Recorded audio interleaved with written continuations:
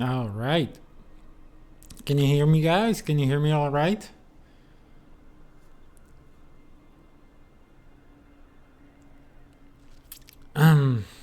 Yeah. Well, I was dealing with some technical difficulties here. My ring light started to flicker quite a bit. I don't. Yeah, it's quite noticeable at points. Uh, so yeah, I'm gonna leave it be for now. But I do feel like I'm hoping it's not gonna blind me or something. Like it's not gonna assault my eyes too much. Um, but yeah, we are dealing with that at the moment, unfortunately. Also, I'm looking at my feed. Um, I mean my footage basically when I'm streaming, and it seems like the sound is also delayed. I don't know if you can see this, the delay on your side as well, whether it is delaying a sound just as much. Because I don't know, it feels like the UI is pretty much spot on. The reaction of the game is very prompt. Anyway, we're not gonna be bothering with that. The webcam is optional shit anyway, right? Um, what I am going to do is today we're gonna do an exploration of dry top. Hopefully the flicker is not too distracting. I know the webcam refocusing is a little bit. Um, Literally don't know what I can do about that because the app doesn't have any settings that I could like adjust or whatever. Anyway, we are doing dry top. After a long while, we're back to Legendary Journey. Um, and this one is gonna be quite big. I'm not gonna lie to you. Dry top, I've been dreading it for a while because, well, originally the idea was that I would do the meta, and not only do the meta, which is sort of necessary in order to unlock the vendors that we're gonna need to unlock for other collections, not necessarily for legendary precursor.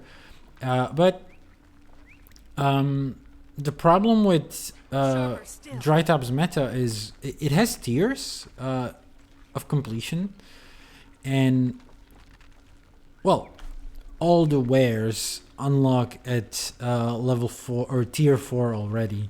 However, they are significantly cheaper when you get to tier 6.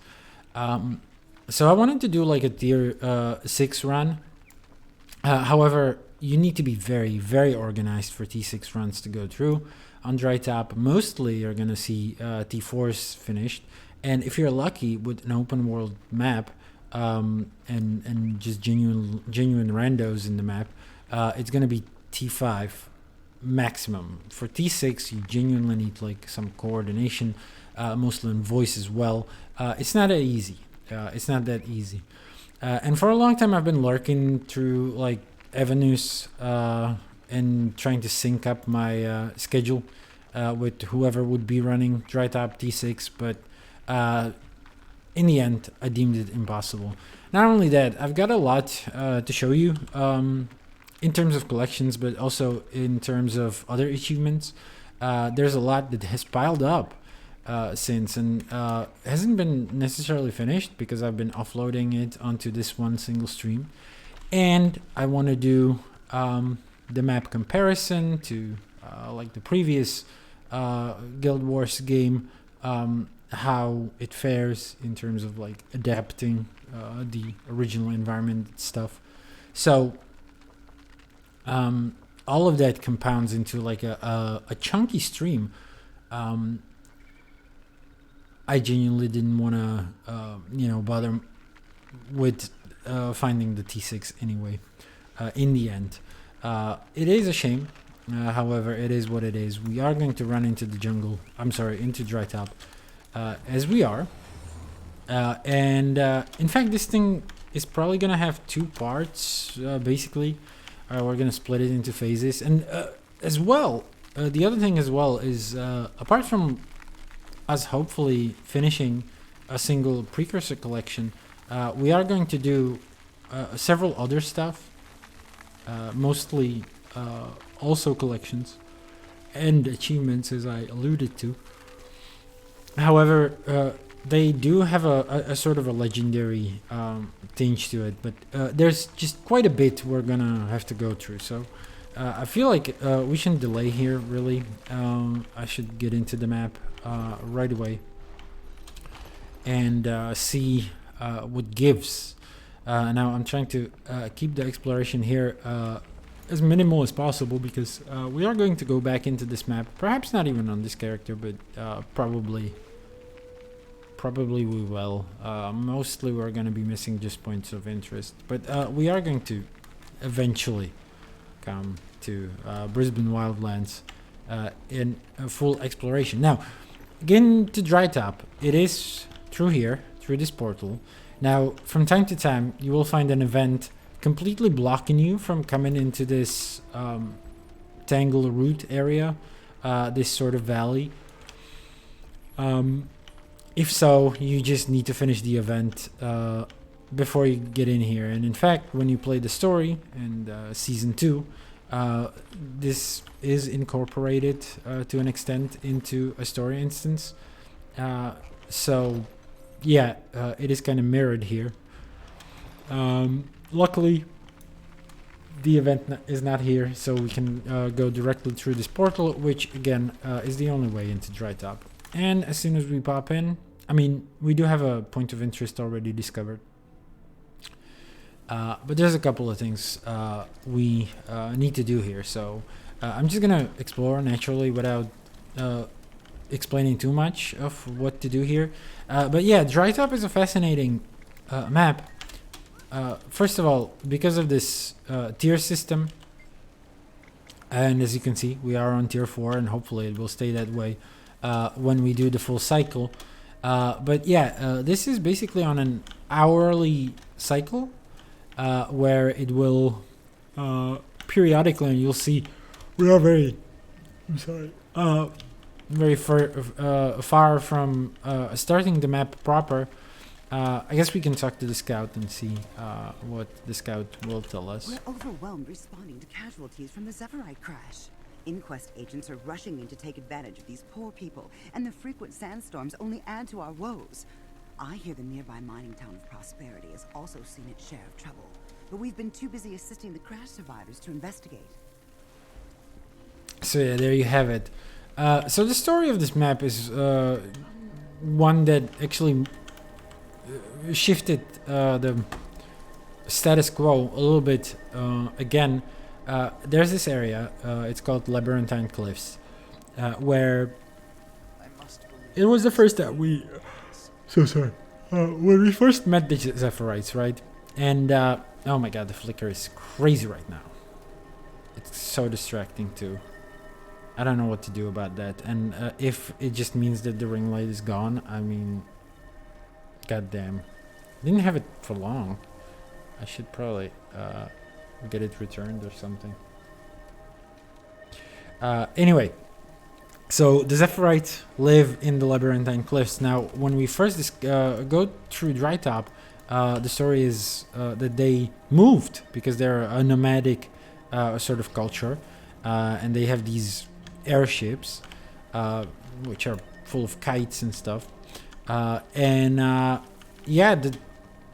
the storm gets them down and grounds them over here. So that's what we're mostly going to be dealing with. Now, if I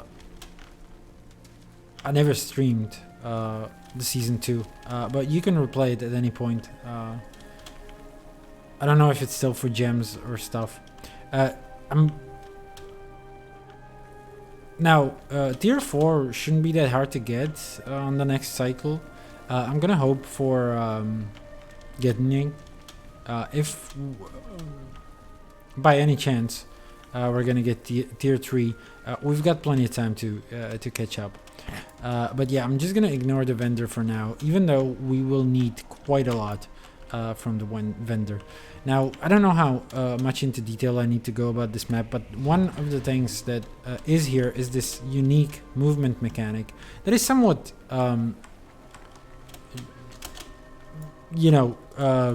replaced by the mounting mechanic. However, I'm pretty sure we're going to run into parts where we do have to utilize it. And those are these aspects. Now, there are 3 aspects that you can pick up, and they all give you different abilities. So the dash can help you get through these like sand falls, which are otherwise quite impossible to pass. So that's one way to traverse those.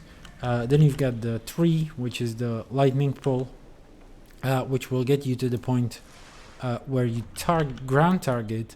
And last but not least, there's the assisted leap, which we no longer get the sort of highlight here.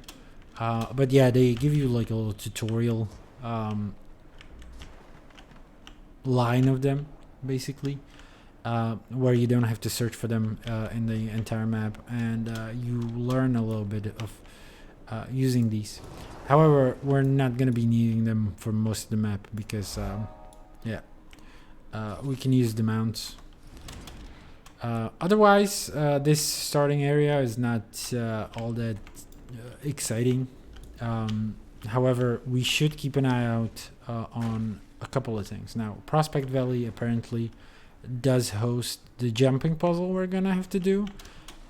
What we're also going to do is harvest a lot of resources because we need that for an achievement, and I forgot to track them all.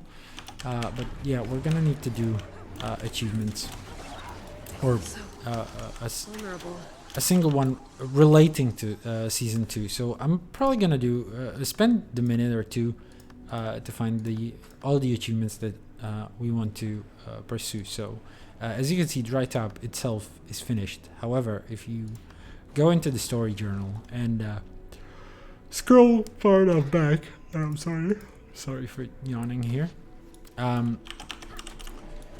Or was it in season 1 that we discovered Dry Top? Yeah, it was probably season 1 actually. Hold on, wasn't it, or was it? I genuinely don't remember. Probably was, yeah. The hell. Anyway, there are these achievements. No, it's actually started. Yeah, it was season 2 actually.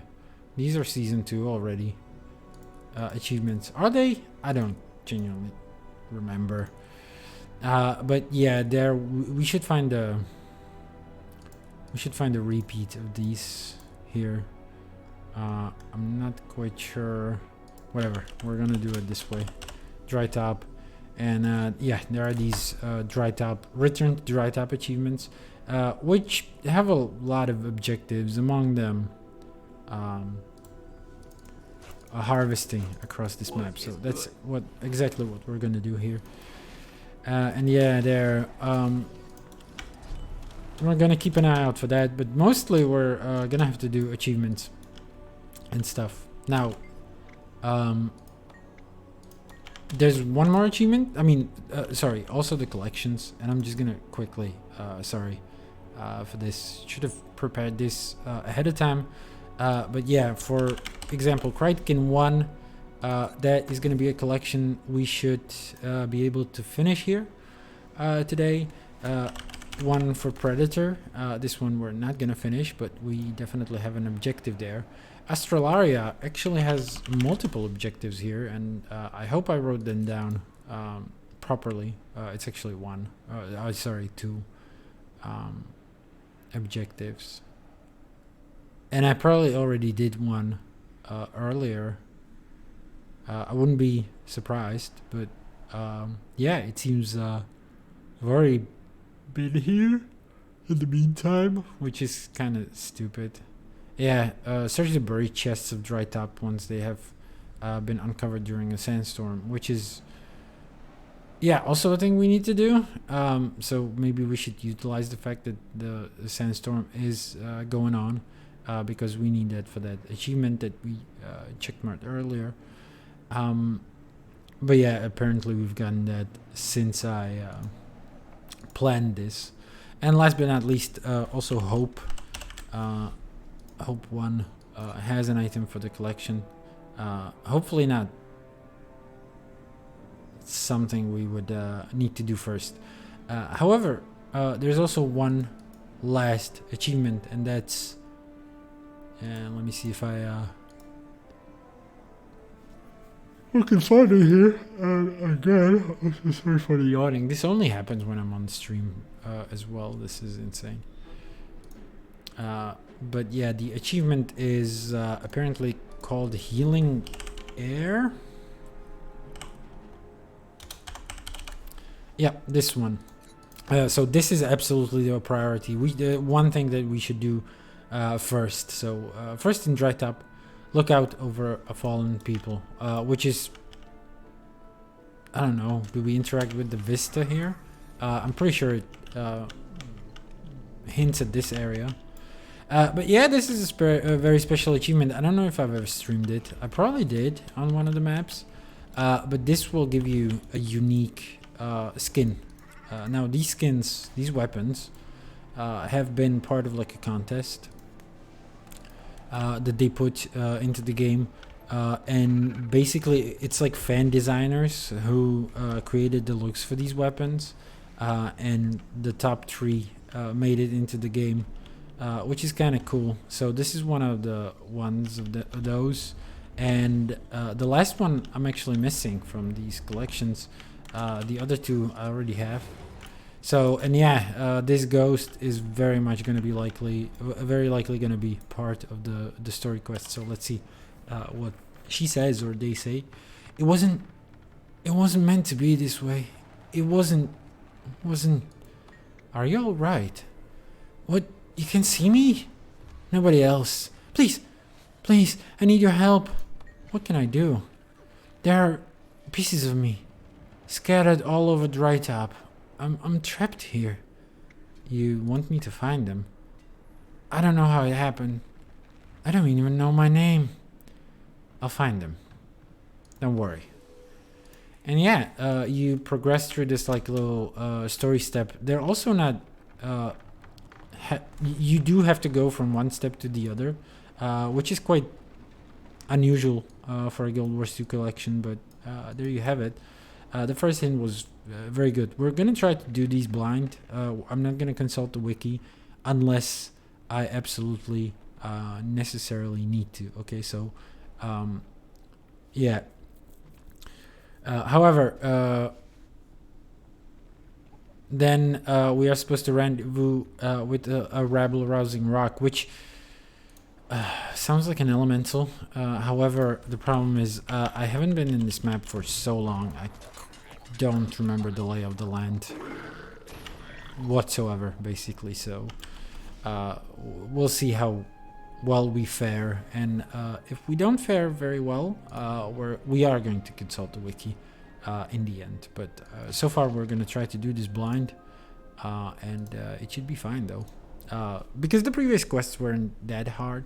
I don't think I've consulted the wiki too many times, but yeah, not only so they designed these sort of weapons, and from what I understand, there was no lore attached to them when, and this is Crash Site 1.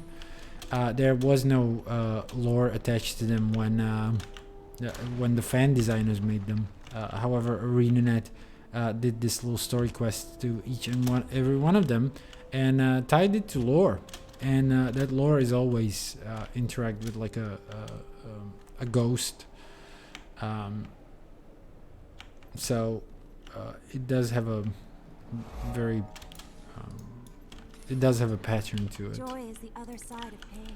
I'm not gonna spend a lot of times on dialogues. However, You'll be feeling that one for days. there's a lot of NPCs who you can interact with and learn about the situation here a little better. Now we are in Prospect Valley apparently still. There is a couple of things that we need to do here. First of all, of course, the hero challenge. That's a given if we want 100% completion.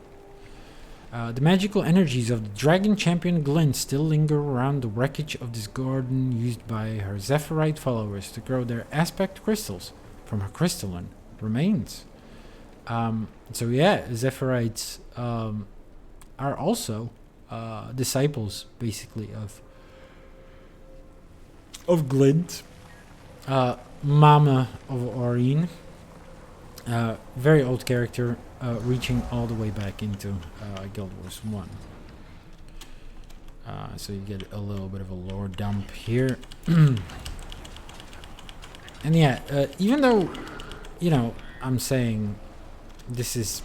So, the chests. We should be also on the lookout for the chests, which I'm pretty sure we don't necessarily need anything to uncover those.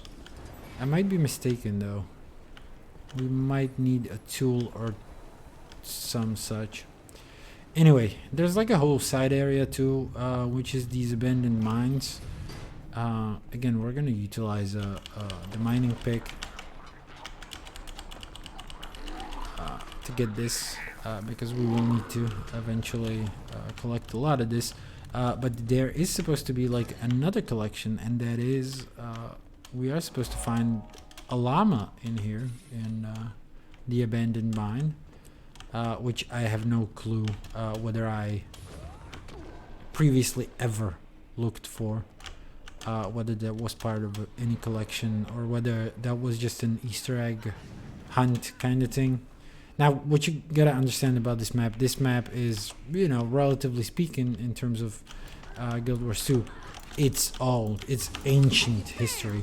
It is a very early map, and as such, a sort of a prototype. But these things were kind of going on at that point, where they introduced llamas, basically for PvP's sake, but started like do little Easter egg hunts with them all across the area. So I guess it's very possible that they introduced the llamas here back then, when they did these PvP incentives.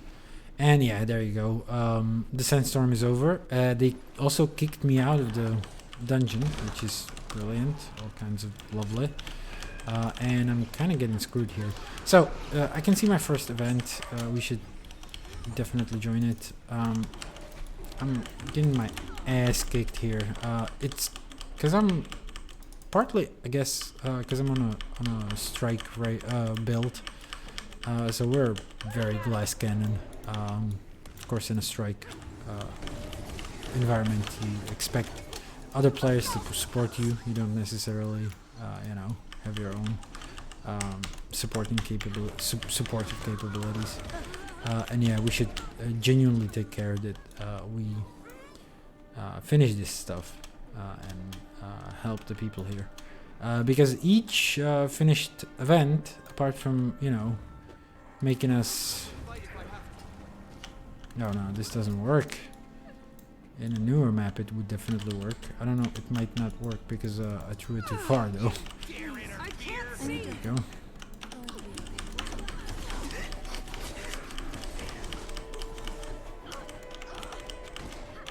And yeah, the goal here is not to prevent them from stealing these necessarily. It's just to beat them and collect more than they do.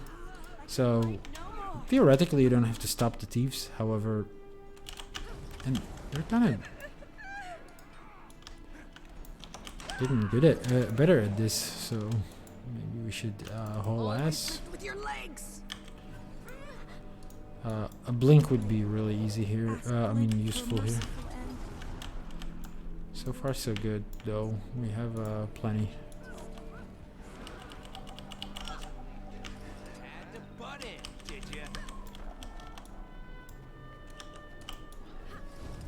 Seriously, this drawing doesn't work? No, it doesn't.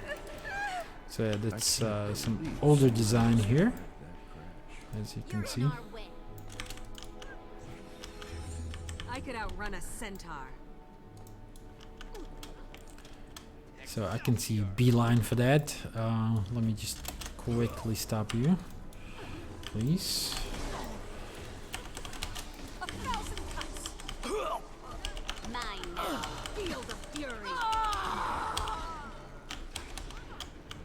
And this is gonna help us and damage them and their ability to collect this.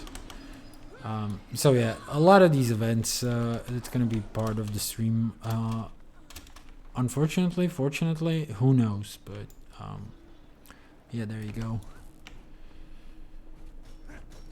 Mine now. You're in our way. A lot of minutes on this too. It's unfortunate. Also, I am going to switch this out for the blink, and hopefully remember that there was like the lightning icon. Hold on, we might even actually be able to mount. I don't know why I never thought of that. Of course, you weren't able to initially or originally, but this is way easier now. Ain't no reason to do anything but use mounts.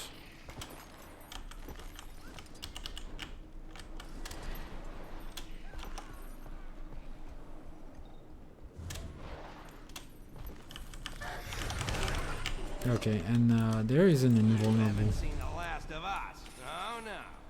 boss here, which oversees this. Now, immediately, we push this to tier 2, but I swear to you that the other tiers, you know, up to tier 4, it's relatively easy.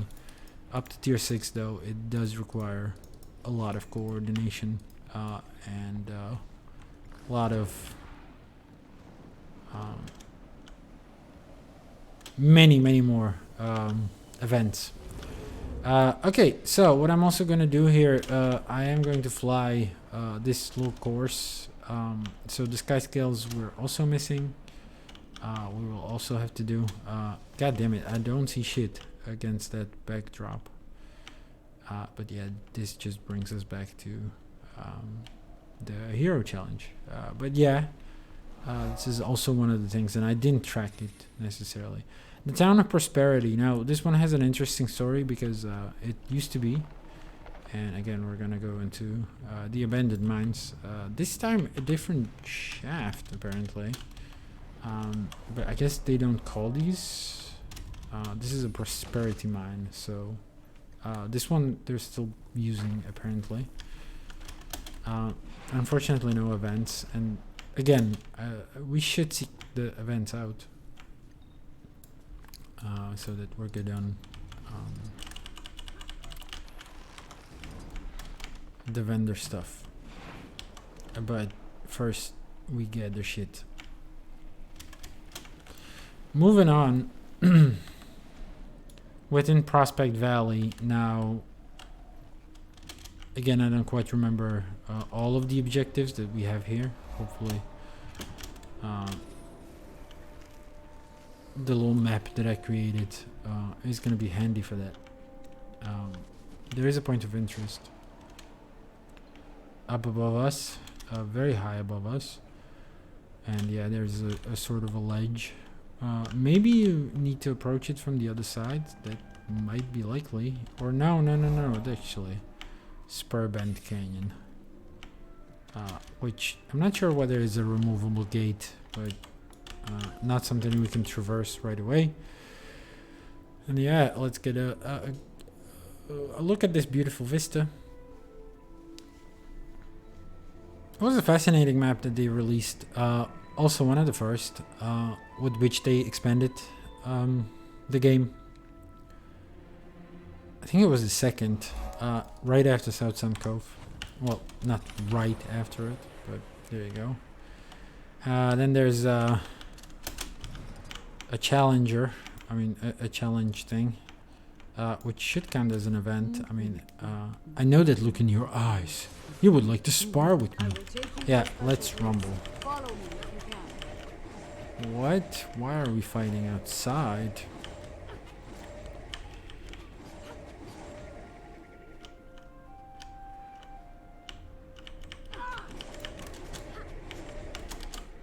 Is this like a race? No, it's not.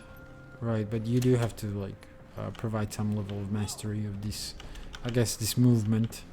Oh yeah, and I remember there's like a little arena over there. We're gonna fight on these rocks.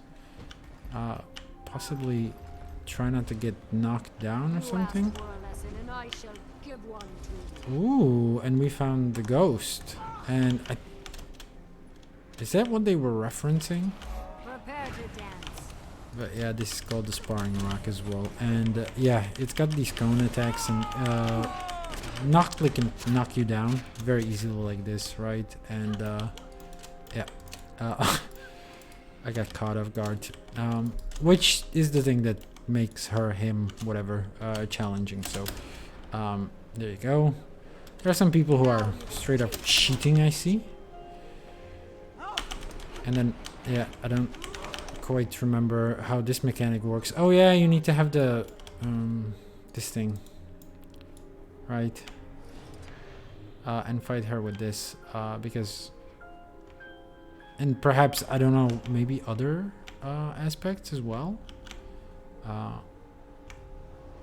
We'll see.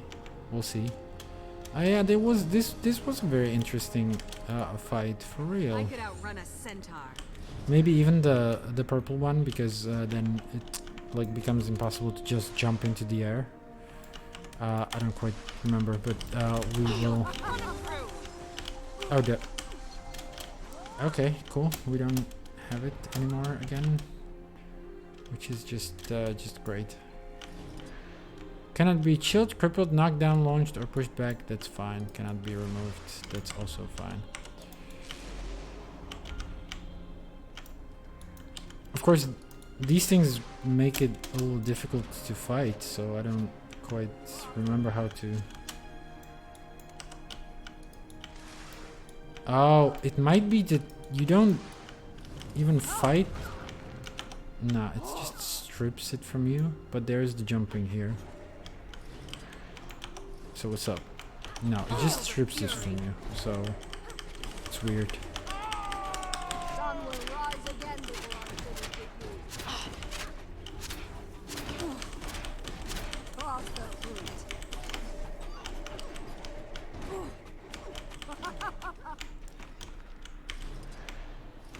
Nope.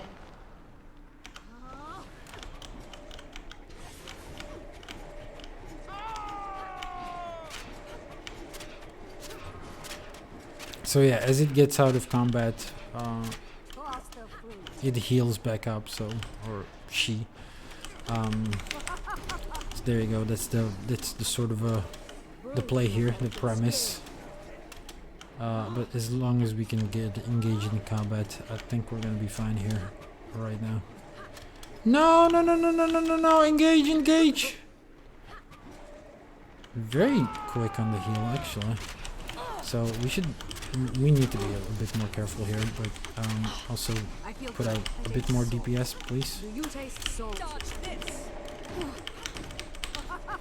so we need to wait for this thing and for her to stop doing this. I think it's 3 attacks, wasn't it? It was 3 attacks, and then gone.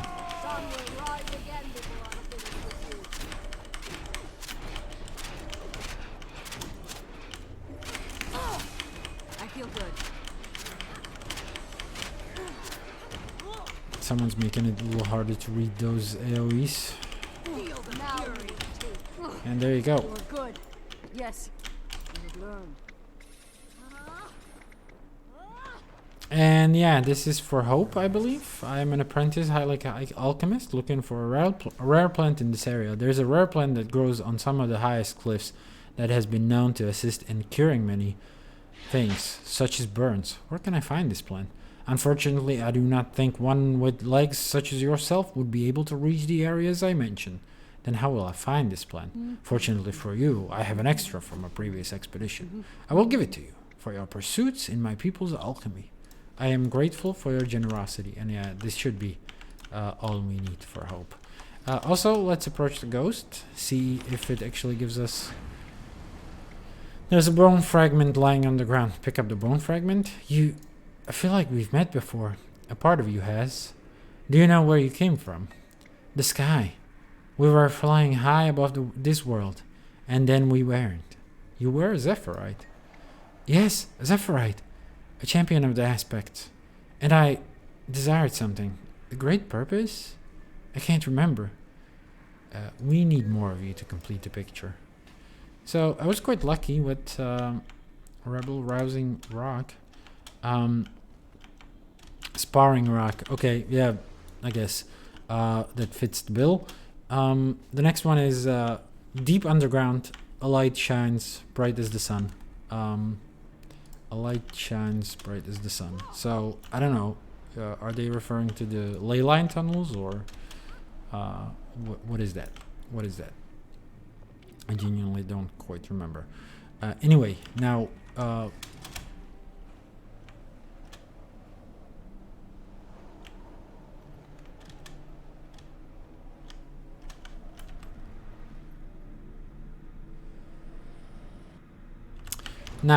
we will have to wait for an event to spawn here, and I do believe it spawns much later. But it's basically like kill a veteran Dune Soarer, it's called, but it's like a veteran sky, whatever, wind thing. Also, we should probably do way more events. It feels like we're getting those tiers quite slow, so we should be on the lookout for events primarily. But yeah, so this is a very unfocused dry top experience. Now there's an event. There you go. Speak of the devil.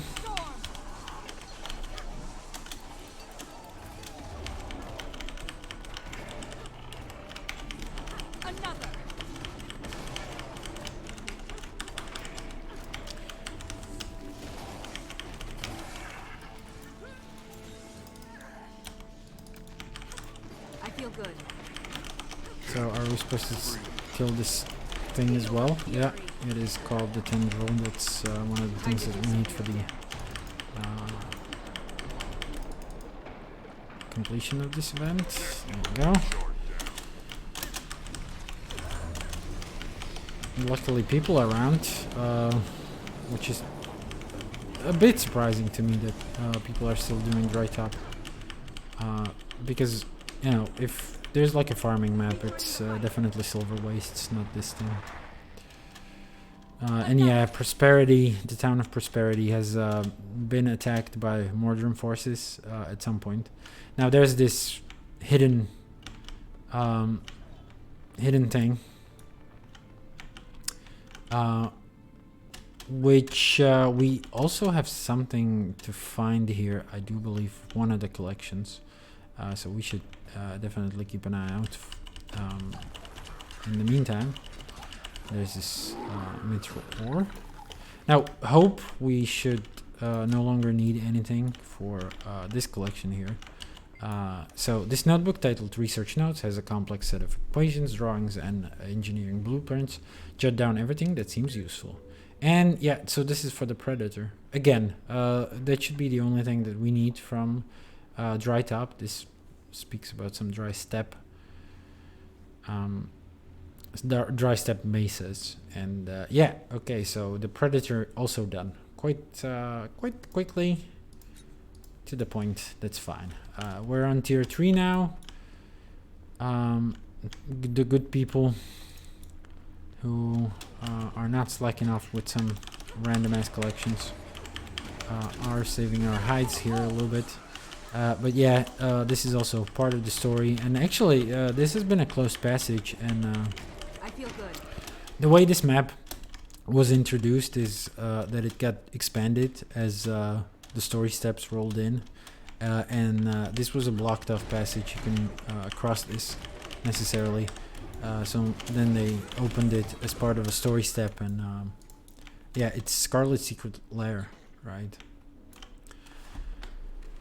Then we're apparently hit with a cinematic. I didn't know this triggers here, but that's quite fascinating when you're it's your first time here. And yeah, it shows you some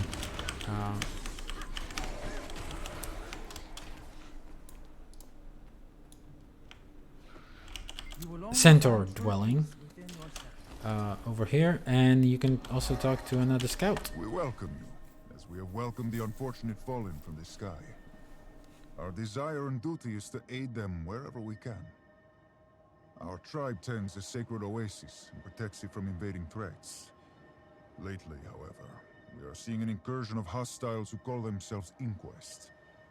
Also, something is attracting the Mordrum to our region. My advice to you: be wary of dust twisters, stay clear of the Queen of Discreet, and be well. So there it is. They know who the Mordrum are, so... there's just some piece of lore. I don't remember what this was for. Perhaps it was like a different collection as well. But there you go.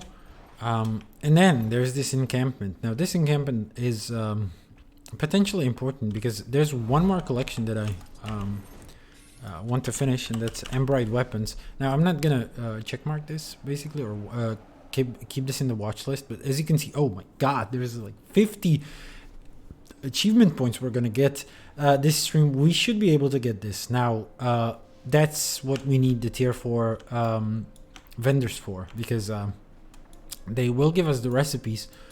They only unlock on tier 4, as you can see here. If I talk to Gleam, she will offer us some dumb stuff, and among it also these recipes, these cooking recipes, which I do want. The cactus soup, I don't have that one yet, but yeah, there's also the recipes for the weapons, which these ones, which I guess, did they ever change this? No, favor of the Zephyrite, as you can see. What? We need tier 5 actually? I thought they're available from tier 4. I'm sure there's a vendor who offers these on tier 4 actually. I don't know why it says tier 5. That's gotta be a... Hold on, let me check the wiki real quick. Recipe Mantodea. This would kind of... man.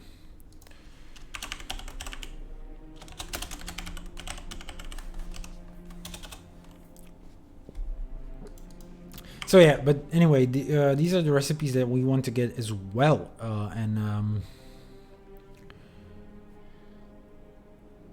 Yeah, there are some vendors who offer it on tier 4. Actually, all of them. It just shows this weird. Hopefully. Anyway, so we will need these recipes. Now, each of these weapons requires a different fossilized insect, which we do have these as a material. However, we don't necessarily need these because we also have these sand carved caches, and they just give you this insect straight up. So I don't know what I'm gonna do about the fossilized insects, those unidentified actually. But yeah, you do need a different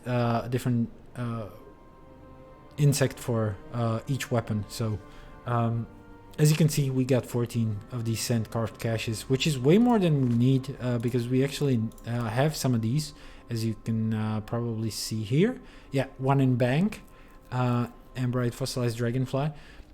We also have some of these in the bank because I used to open these sand carved caches before I realized it would spam my inventory a little bit. So we're set with these. We don't necessarily need to look for more Embrite, fossilized Embrite stuff.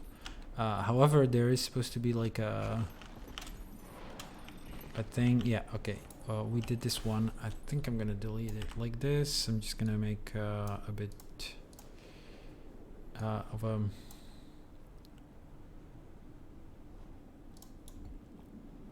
a cleanup of this stuff, and hopefully look for more events. Still, very few events that we've done so far. And we definitely need that tier 4. The tier 4 needs to happen, by the way, before this thing actually hits the sandstorm phase, which is at 40 minutes, like something 40, right? So this is the Raptor Prowl. It's sort of a mostly featureless valley, but it does have a have an event which is quite crazy. However, as we're going by the vista, it's be remiss of me to not look at it.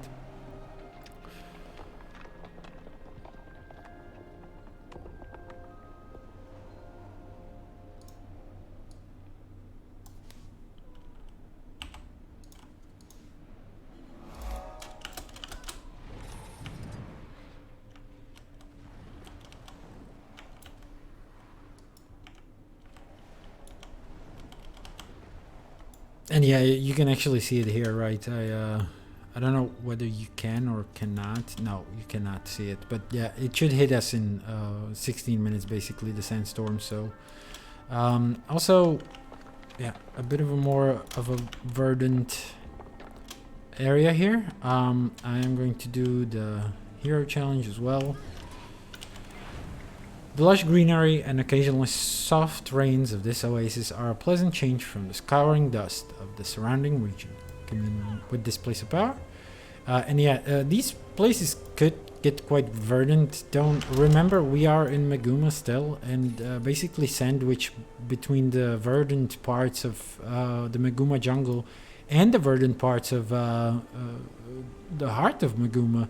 So the fact that this is like a dry place is kind of a miracle. The idea is that it's very much on top of they are some of the highest laden places. So and this is called the Oasis. Plenty of stuff to gather here, which is going to be handy towards the things that we are going for as well, in terms of like repeating season 2. I'm not going to pass up on the opportunity to gather all of this.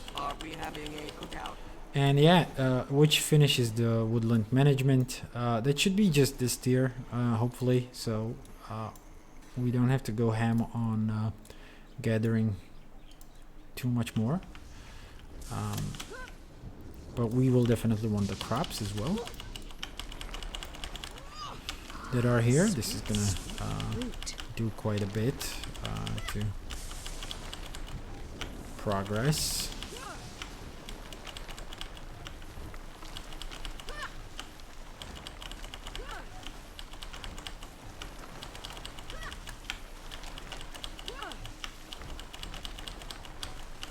There you go, crazy stuff. And yeah, let's continue. Now there's a little bit of a callback to Guild Wars 1 as well, where you have to grow your own bridges. I don't think it's part of an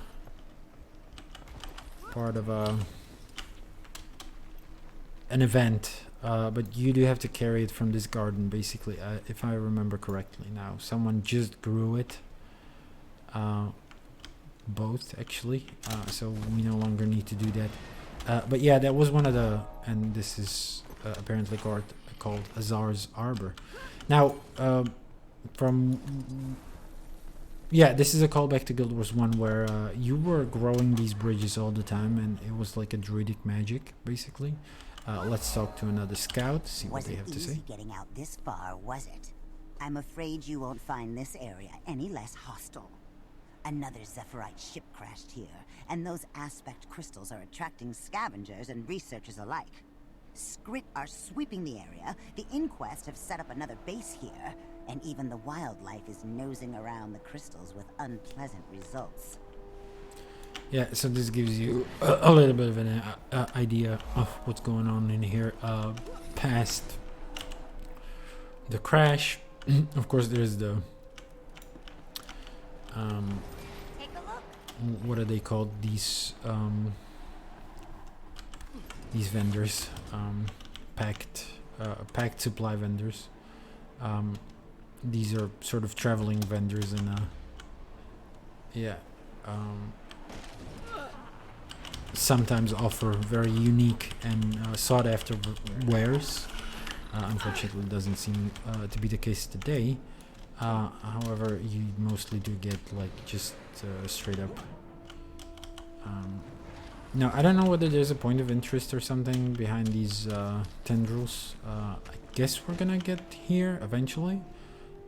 We'll see whether this is tied to like an event or something. Yeah, there's the point of interest. It's below ground. Again, we should be doing events. It's getting quite scary because there's 11 minutes left and we're still... So this is the crash site 3. I guess there's a crash site for every region. Now, I am going to be a bit unfocused here in terms of like exploration and stuff because we are probably gonna hit a lot of these places early and then come back to them later. Another crash site. Like this vista right now, I think I'm just gonna ignore it for now because I do want to focus on the events if possible, if at all feasible. I think I'm gonna even use a waypoint. It's a very inorganic way to do this, I admit, but I don't want to be here for hours and hours and hours, right? So unfortunately the dune soar is not on at this moment, so we are shit out of luck there. No other events I really see here. Oh, there's the Calical Queen. However, people kind of ignored it, so there's no chance in hell we're gonna kill it within the half a minute. Especially not with this fighting, right? Need help here. This is getting serious. All set.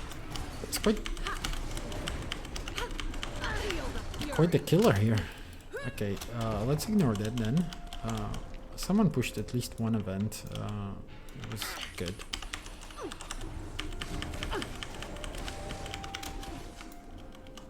But yeah, probably should have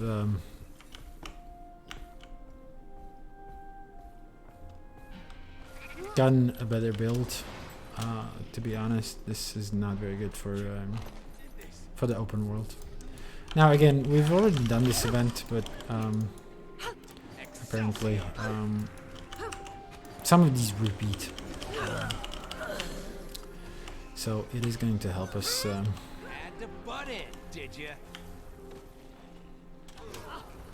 In doing this. There's also some kind of a race going on, which is... Oh no, that's race against the Inquest. This is the event. Okay, I'm gonna trust that people are going to finish this. Actually, there are some people here, so I think I'm gonna move on to a different one, I guess. Also, I should look at how you discover the buried treasures.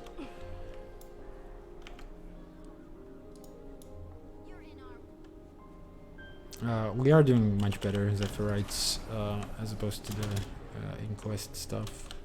Also, can we already go into the mines, or is that not allowed still? I guess still not allowed. Anyway, there you go.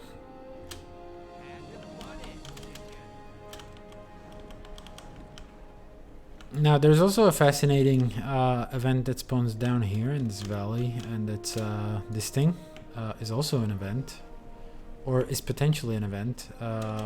You can actually stop this MOA by utilizing some CC, I believe. I don't know whether it's got like a There you go. It fights for a while and then it starts running and you have to stop it. God damn it, but it's a champ, so... Great, brilliant, lovely. Oof. No, I'm fine, I'm fine. We're chilling. And yeah, there it is. You just have to utilize CC now to put it into combat again. Which I'm gonna try, but I might not have the wherewithal. And yeah, we're on tier 4 already, so perhaps we can get tier 5 out of this thing. I kind of doubt it, but whatever. Or is it like now that you utilize the CCs, or? Sharp blade, sharp mind. I don't quite remember. To stop it from healing. I guess that's the play, right? Because otherwise it will just heal and keep running around. Anyway, it's obvious we're not cut out for soloing this, so let's forget it then. Also, this event didn't have to be... we didn't have to wait it out. So I guess tier 4 is fine. Is it? Or perhaps, I don't know, maybe I should command the Trito Tutsi. Because I don't know when the Dune Soarer is also going to spawn here. And this might be a good opportunity.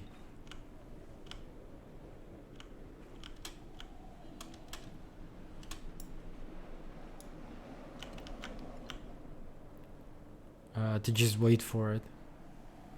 I'm gonna tag up.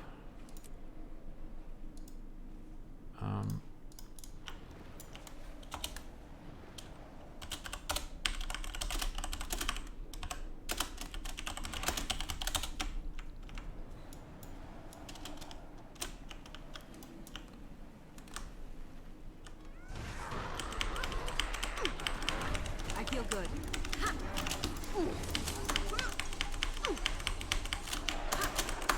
You'll be feeling that one.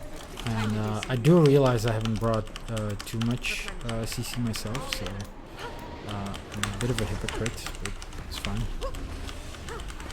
Sharper still. Slice them apart.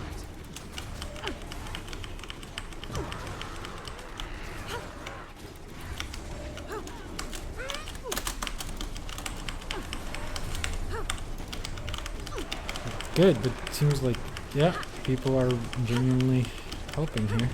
That was impressive. It's good, we might get a... I feel good. Ah! There you go, we even do some Winter's Day shit.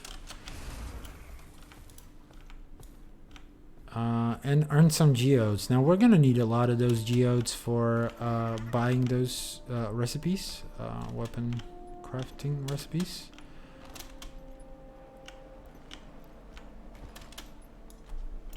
And we got she even has her own champion bag, which is kind of wild too. Anyway, and yeah, there's a structure to these events too. Now, none of the events that spawn past the sandstorm will count towards increasing the tier limit. So in 4 minutes, basically, it's over, and we will have to visit a vendor.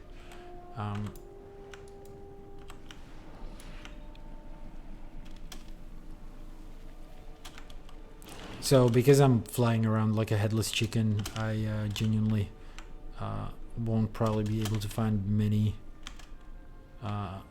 other events. I think I'm gonna use the waypoint again just to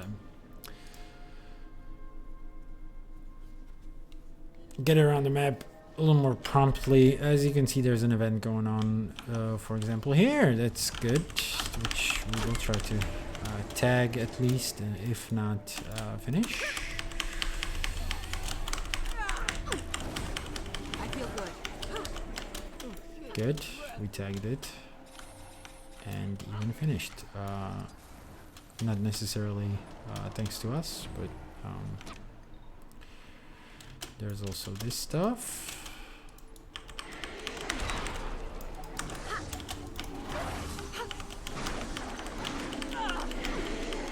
Now, I think I'm gonna look at the wiki about the... So, where are the beetle remains again? Did I collect it into my inventory? Yes, I did. Should hand it in at some point. Yeah, man, we are so glassy. It's insane.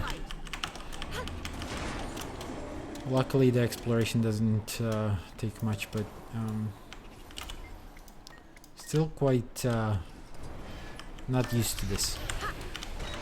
I feel good. Oh no. I doxed my guild. Time to do some real There you go. damage. I'm guessing other people will finish this. We should move on to the next thing. And probably just like stop worrying about these events. What we should do exploration while we can. Because it doesn't seem like it's gonna move past the tier 4. Anyway, we're in a cave which is called, let me see, Inquest Base. It's not a cave that would have its own name. However, also no howevers. There are some ores though.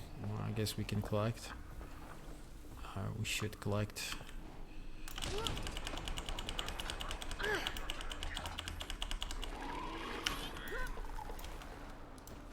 Quartz crystal, that should count, right? Towards the thing. I guess we can also put it in the watch list. Yep, it's going up, which is good. I said we don't need lumber, right, anymore. Let's forget it then. And yeah, I guess we're going to visit the vendors. I'm just gonna quickly give you the vista, hopefully, before the sandstorm arrives. Quick, interact with it. That's done. There you go. This would probably not be affected by the sandstorm as much, this view of the cave system inside here. But there you go. The music changed. I guess that signals the arrival of the sandstorm, perhaps. And there we are. We are swarmed by sand. So, let's visit the vendor. And again, you could have bought it, or we could have been there before, but I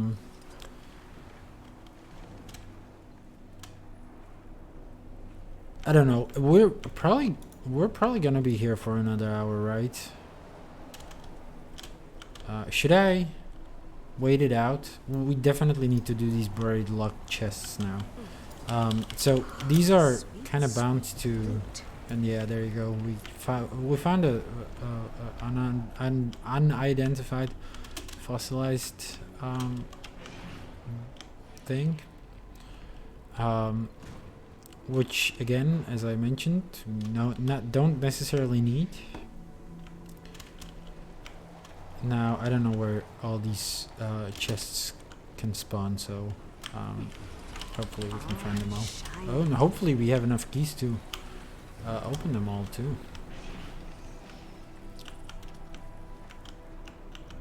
Now they're bound to like the individual zones, which I guess we're now in the Challenger Cliffs, because I do have 2. I don't remember picking up chests earlier. So there you go. There's rich mithril, which I will probably mine while I'm here. Again, that's it is necessary for... Oh my god, so many fucking scrit and dust mites. And our inventory is full too. Not a good sign. Can't really afford to offload this stuff.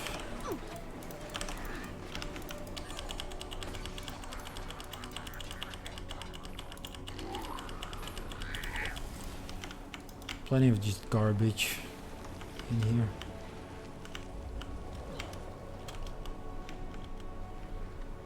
So let's haul ass. Let's actually find as many of these treasures as we can. So these are not the Challenger Cliffs. Or perhaps they are, and I just... or perhaps this already counts to... they were. Perhaps they were, but I'm no longer in them. I guess that that is a good explanation. We failed an event apparently. I don't remember ever participating, but whatever. Let's get this waypoint too. Make it easier to move about in case something bad happens. Another champ. Oh no, I stopped following it. Why would I do that? But we're still just on 2. I'm just gonna mark the bunch of them. I guess we're in the uplands now then. I guess that's what's happening. Let's see which one will actually... Yep. We are in the uplands. Luckily I see plenty of boxes.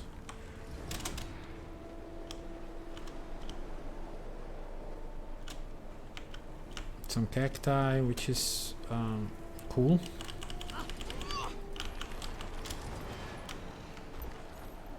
We are going to need those as well.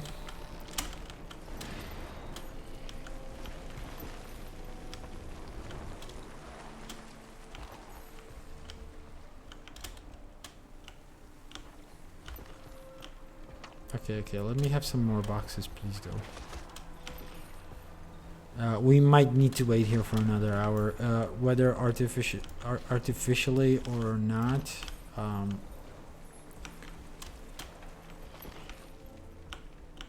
This might not be enough time to find this all, especially because I came here unprepared. And I'm also constantly like paying attention to other stuff, like these gatherings. And it might be easier to just like repeat a cycle to get the chests to respawn. I hope they do that. I hope that's the case. That's the thing they do. No more boxes here. That's not a box. There's a box. Okay, so maybe we should go into Prospect Valley just because we need to collect 10 over there. Let's quickly dip in there and find as many here as possible to just sort of spread this out. You know what I'm saying? Shine.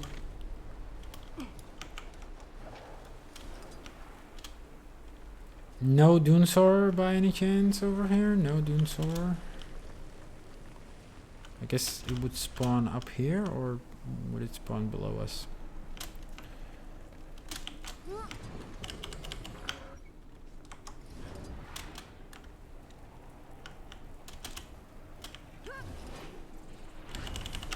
Mine. All mine. That sounded like I said it from the distance, or my character rather, right? That was weird. There's a Devourer Queen. I think it's like random what spawns here or some shit. It's one of those champs, or do they spawn on a timer? We're gonna investigate eventually, but thus far I don't really care all that much. I don't even know why I'm attacking it. We should be doing the buried chests. That should be our top fucking priority.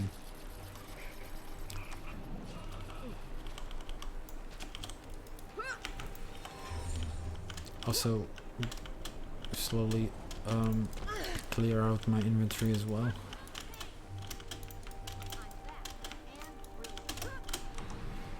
Come on, guys. Just get me out of combat, please. I guess we do it for the winter stay. Leave me alone, man, though. Give me a break. There's a chest, but it's not a buried chest. It's not a... that's not gonna count to what we're trying to do. But I think I saw a glimpse of one above us. Yep. Good stuff.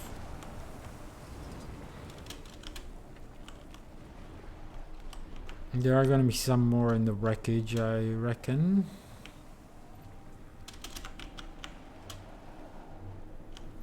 There's an event at the very least, which I don't think is gonna help us with anything, but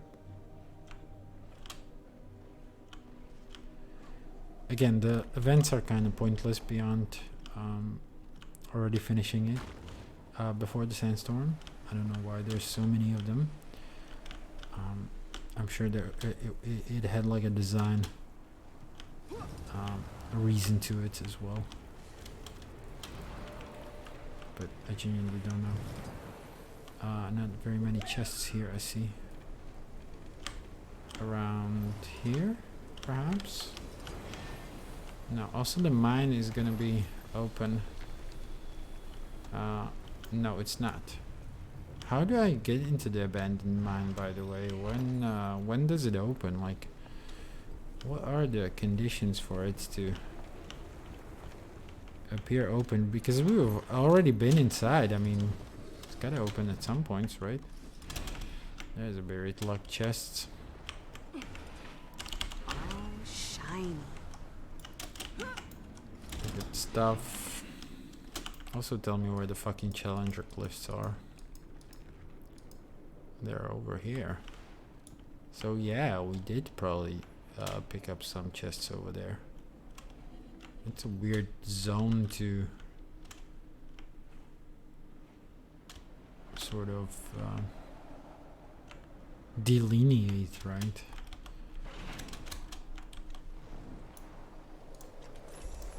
Cool. I don't know, anything in the town of Prosperity?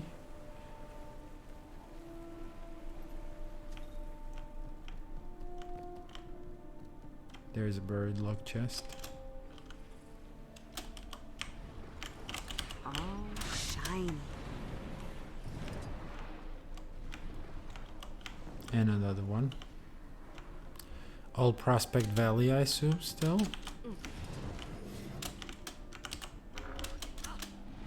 Okay. Shall we look into the Challenger Cliffs as well? It's all gonna be here. Yeah, we got 7 out of 10, which is a pretty good good track record. I guess I'm gonna move into the Challenger Cliffs for a while. Huh? You wouldn't happen to be a Dune Soarer, would you? No, it's a Dust Mite Twister. Pointless, but whatever. Nah, okay. We're probably shit out of luck over here. Both in terms of chests and NPCs. And I guess this must be really attractive to look at, right? Like these fucking this impenetrable sandstorm. It's gonna be a sight for sore eyes.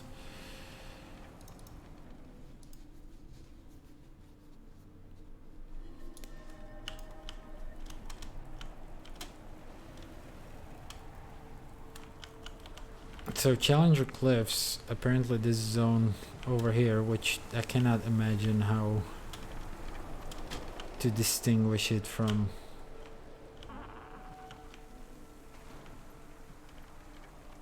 the uplands. Any buried chests here in this giant ass cave? No, like genuinely nothing. Like this feels such a weird place. Because there's like barely any events from what I remember as well. Nothing happens here, but it is like a substantial part of this map. Just kind of confusing to me, but I never got it. That's the thing. Why is there so much just dead space? Perhaps they were just out of resources and couldn't populate it with stuff. It's always a possibility. Okay, so buried chests. Please give me buried chests. There is a point of interest we still haven't discovered here, so this might be also where we could theoretically find some buried chests. But theory is one thing, praxis is quite the other. We did find a goddamn rich quartz formation, sorry.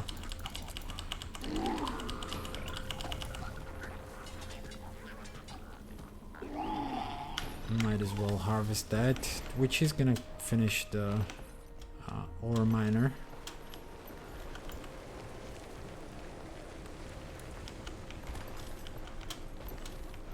But yeah, quite still quite confused on where to find all the boxes. Guess we haven't been up here either, due to the challenge thing been missing. I wish you peace. We should also look for the ghost, right? That's one of our objectives.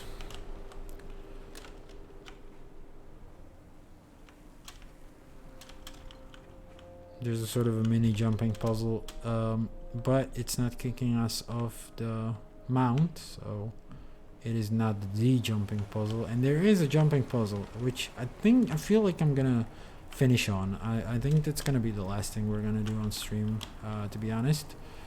There's a very particular reason for it. Again, this counted as uplands already. So the Challenger Cliffs, I'm kind of confused about, because this zone feels about as small.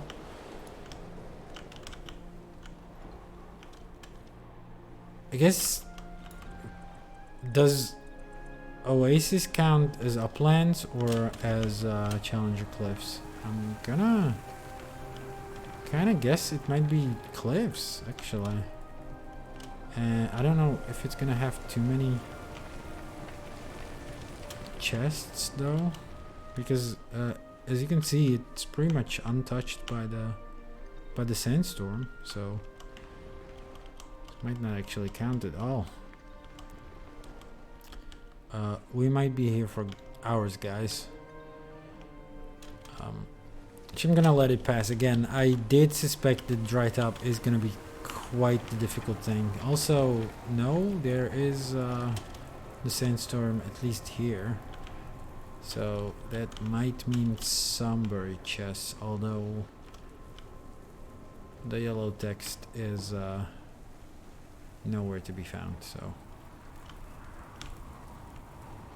we might be shit out of luck here as well. There is a bird chest, and now let's see what area does it count towards. If it's Challenger Cliffs, no, it's uplands. See, like the upland seems like a massive massive zone compared to the Challenger Cliffs. I'm gonna use the waypoint here. We genuinely need to haul ass, and I do have one more theory on where to look for the boxes, and that might be the cave that we still haven't been in.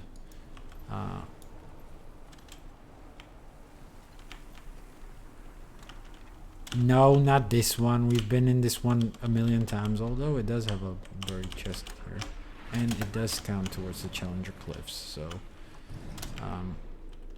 good find, good find. However, there's one more cave, and those of you who have been in this map or played like season 2 and stuff would know what I'm talking about. Okay, right now I'm wasting time. Precious time. Okay, so next we're gonna genuinely focus on the events, because we do need them after all.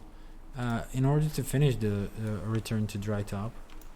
Even though it seems we've local response, we've done it in the first one, but not the second one.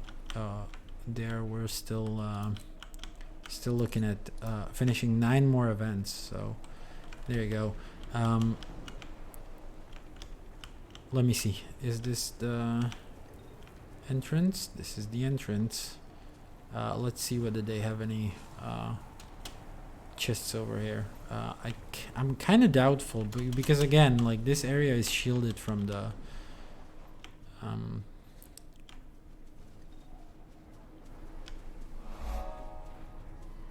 Leyline hub. Is shielded from the sandstorm, so again, it doesn't necessarily like give a reason for the boxes to appear here, but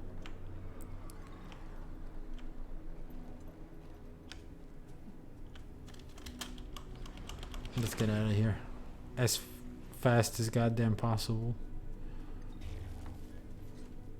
We still got a minute to look elsewhere.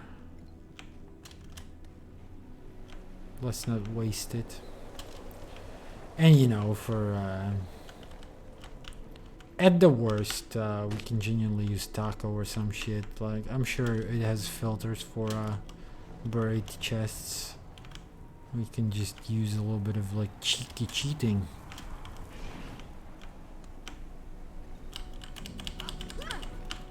I couldn't resist. I couldn't resist. It's yellow text. It's confusing me. What can I say, man?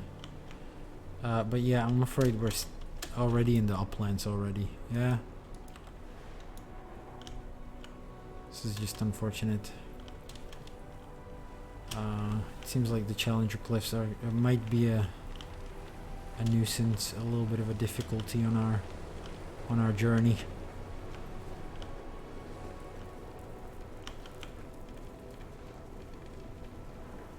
Especially with my way of navigating this map.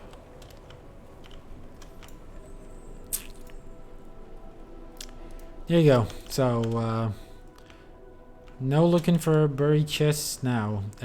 Anyway, we do have to participate in events. So, there's an escort. Let's do it. Apparently we're supposed to do like charged rocks. Not by yourself, of course, but with this state-of-the-art golem. Okay, where do we get the charged rocks? Or is it gonna move on its own? Golem's a trash tin, but the engine is a vital component in our repair station's defenses.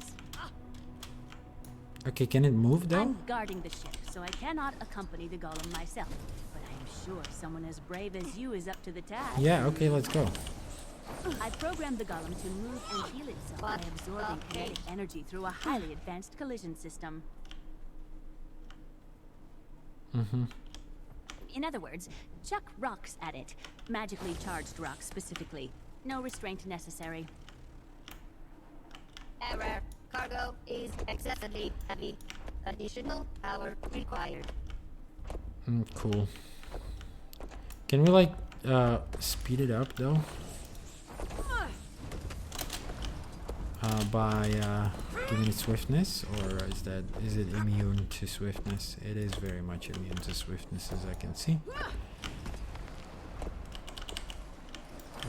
So this is an annoying event.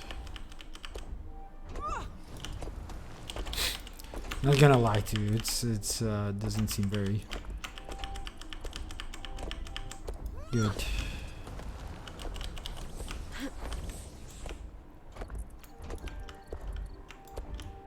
Entering defensive position.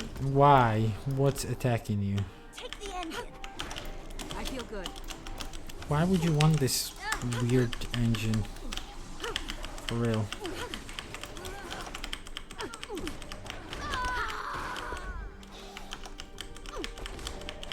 Okay, move! God damn it, this is pissing me off.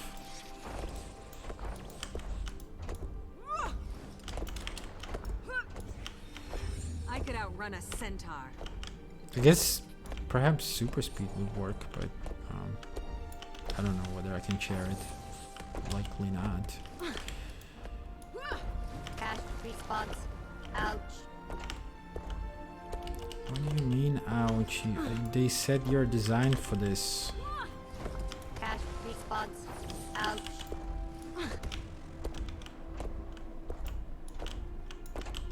Entering defensive position. Again. Please recalibrate rock trajectory. You are hitting the cargo.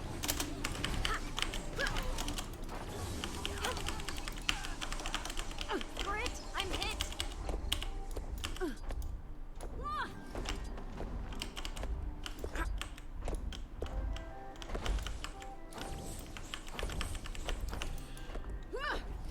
This is one unfortunate aspect of this map, I guess, and of our collections. We are not quite focusing on what we should at all Entering times. And, defensive position. unfortunately, maybe we should tag more events. I don't know, because we might not be able to do the 10 that are required of us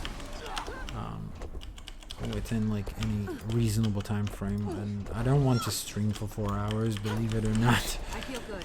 Especially for zero audience, right? But whatever.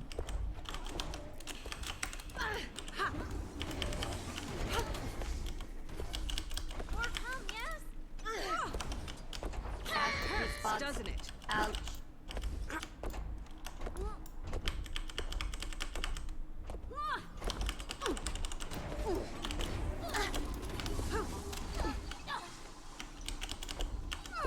Move! Jesus Christ.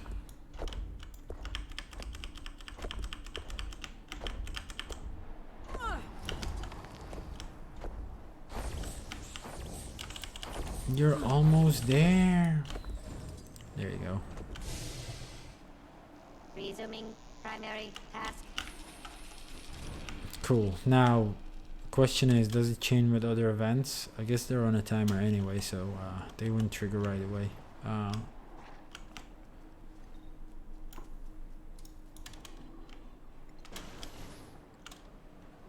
Another event spawned here right away, which is cool. Again, killing these beetles for collection. We should genuinely be hanging around the Doom Soarer though. I'm not even like I feel good. Time to do some real damage. kidding here. We should not bother with this anyway. Let someone else finish this, right? This one doesn't even have a timer, it seems. We'll have to wait a while to deposit it, what we already got, apparently.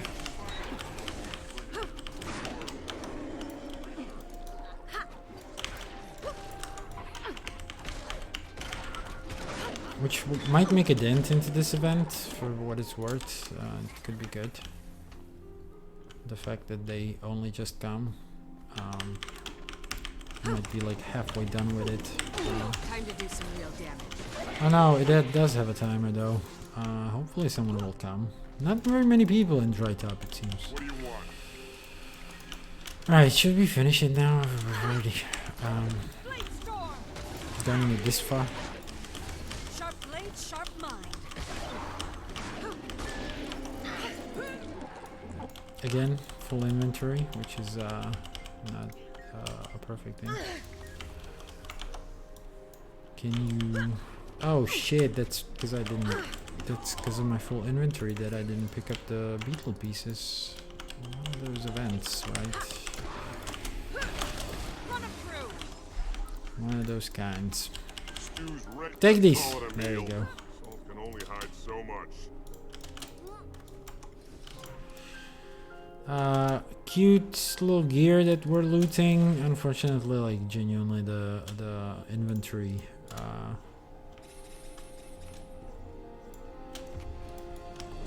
conditions here are abysmal.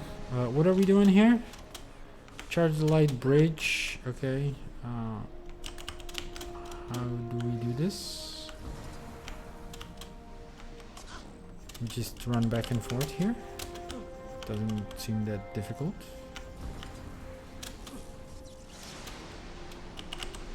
Is it that we must not get hit at any point by these AoEs or something? Is that the gimmick?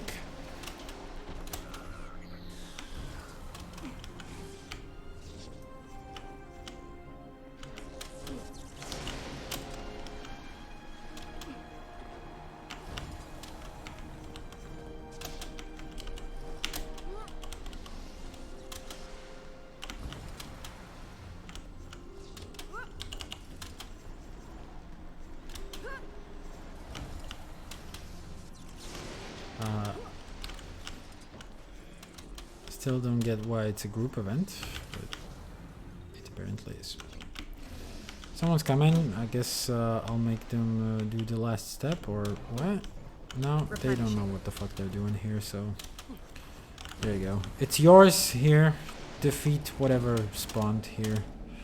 Let's go, champion. Crew leader. I have to be elsewhere, genuinely.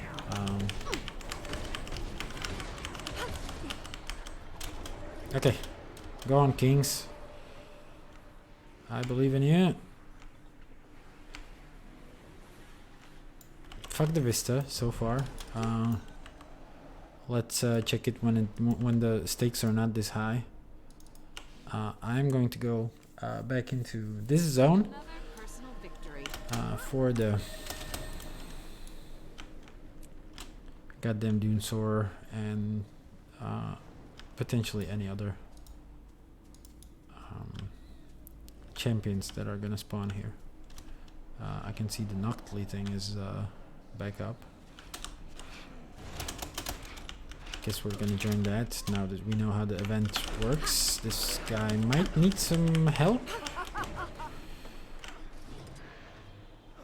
2, 3, and that should be all the stomps, right? Yep.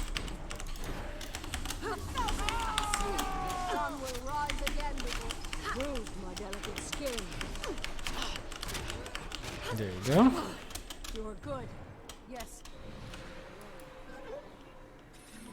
Plenty of breeze riders, but unfortunately none that would satisfy my hunger for their tentacles. Which is the thing that we are genuinely trying to like collect here, I believe. Not quite sure where it spawns, but it's supposedly somewhere around here. Anyway, gather materials as well too. I said as well and too in the same sentence. It's redundant much. Let's see, this event. What is this? Oh! This is open. I'm gonna go here. I need to go here anyway for an event too. I'm gonna tag it.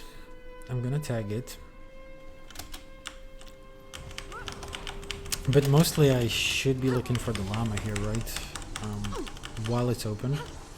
This has been quite the different map from every other one that we've like done so far in the legendary journey.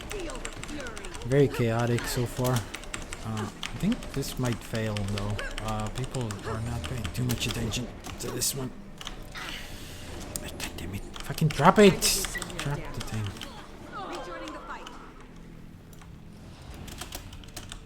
Cool. So I don't know. Should we just utilize this fucking sky scale? We don't have to fight the inquest, do we? We just need to do the containment pods. Break those. That's pretty awesome, actually.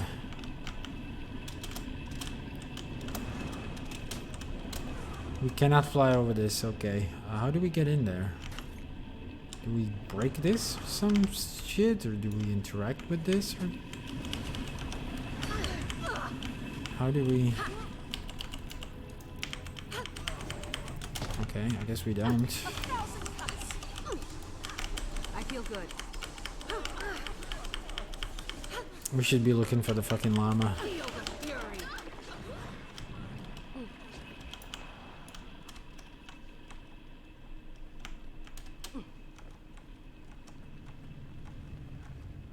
Yeah, especially because they just specified straight up in the description of the event that the Inquisists are trying to re-establish the gate that's here. It's gonna stellar. Also, I did a mistake. I'm gonna die here. That's fine. Just kill me fully.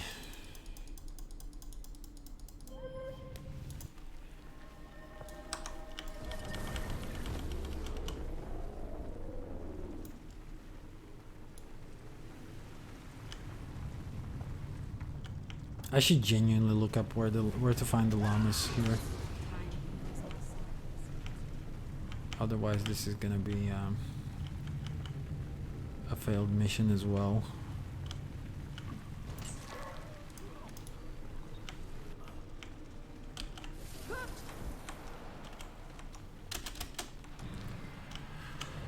Guess we're gonna do that in the next cycle, if push comes to shove.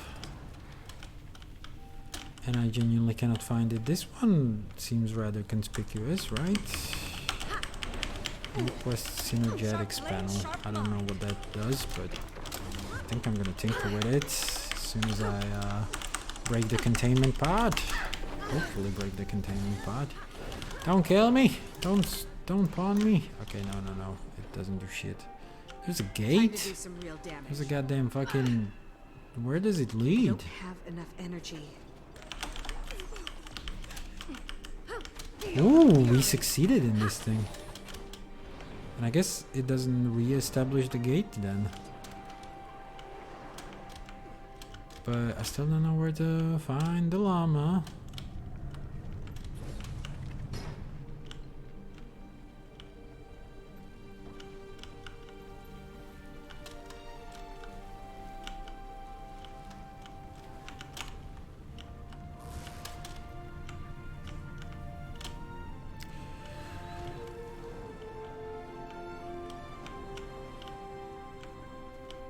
We should look up a guide, right? Otherwise we're gonna be here forever in this map. There's so much we need to do.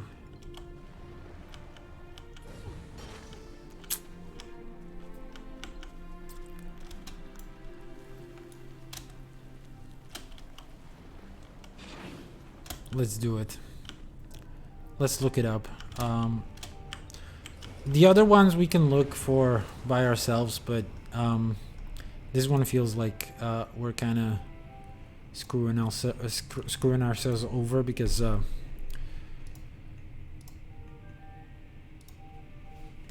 they can close this stuff at any moment of the llama locator. There you go.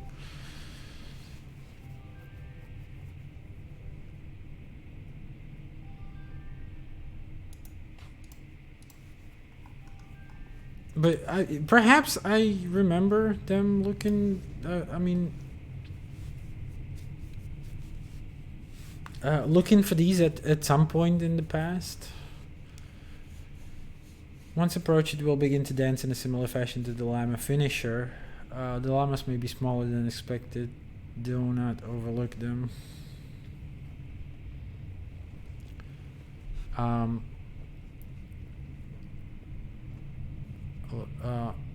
Inside the abandoned mine at the end of the Quicksand River and is blocked off until the is the point of interest. Access via the south side Sand River. Once inside the abandoned mine, pick up a sun crystal and a lightning crystal. Look for a ramp heading down beside the Quicksand River and go to the bottom. Directly ahead of you is a cave. A from the right hand side. Use the light dash to get you inside the cave. So it is. I did vaguely remember it was around the Sand River, apparently, and I'm looking for a ramp here. Okay, so I'm still No, I'm not drowning. We are cheating it by utilizing the lovely, brilliant skimmer.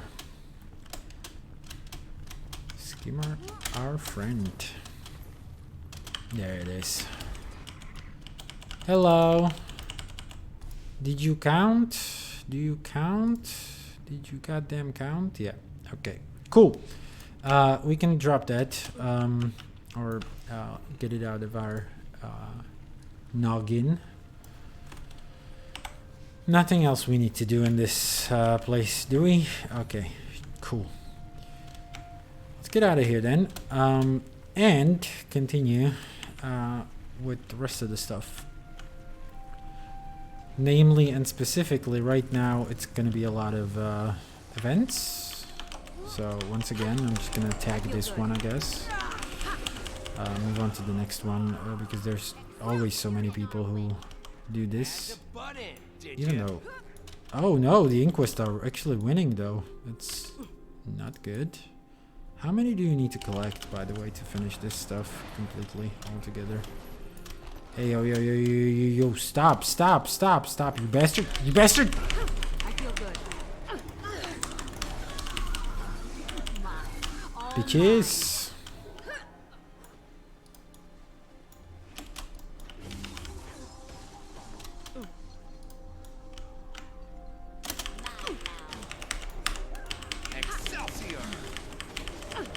I'm just gonna do the bodyguard, I guess, and guard them so that they don't collect more.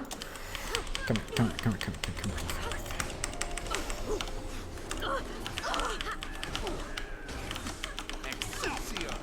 Stop it. Stop. You need to stop this right this instant. God damn it. How did they get so good at this?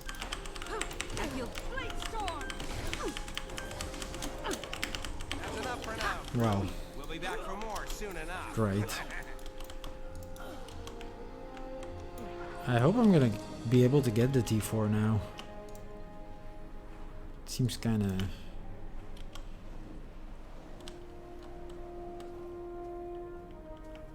more difficult than last time, but that might be just me. Okay, shall we go for this thing again? Create squad.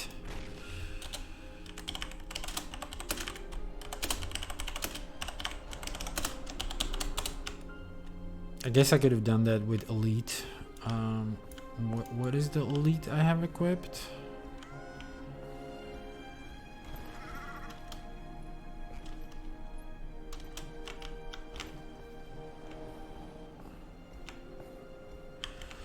Intercept! There you go. So yeah, whatever elite I have, it's not CC.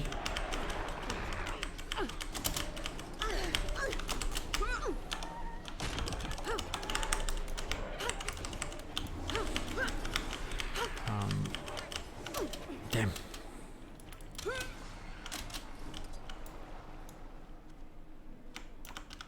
So let's get it. Where did it go? Did it disappear? No, no, no, no. I see it. Still running around.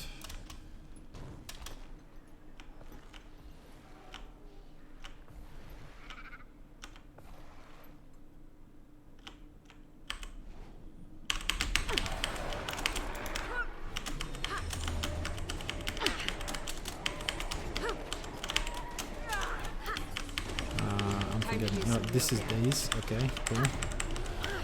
Replenishing.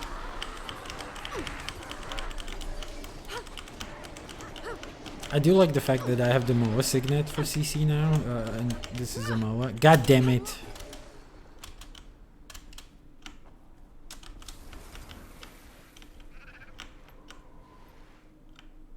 Don't worry about it. It's gonna loop back.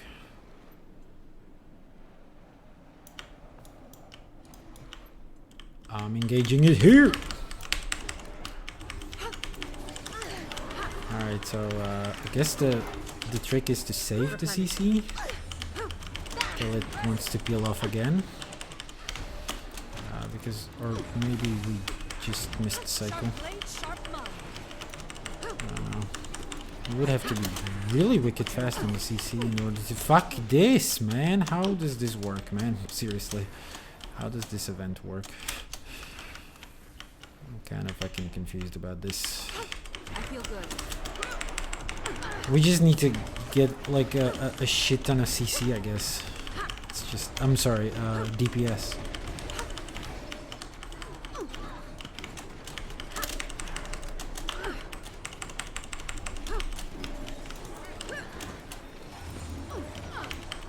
Ow. God damn it, for real. I was in some deep trouble there. Okay, Another. I'm starting to get quite skeptical about our ability to finish it this time around. Come here. Time to do some real damage. Sharper steel.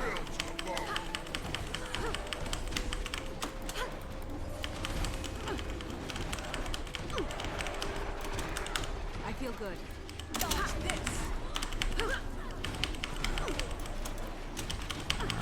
And CCC. No! God damn it!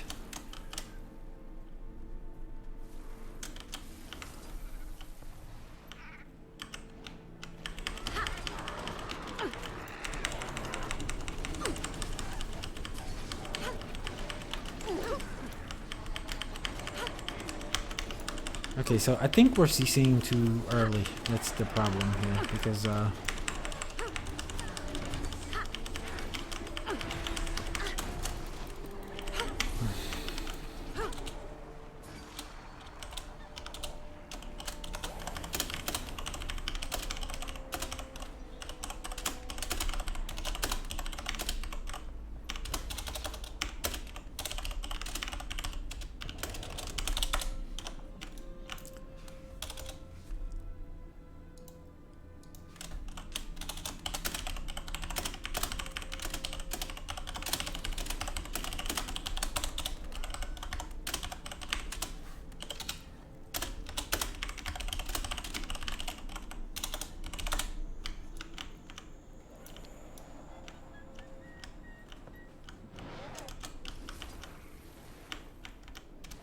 where's the Moa?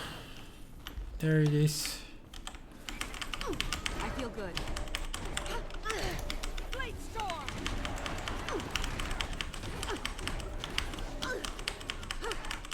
Feel the fury. That was impressive. Another.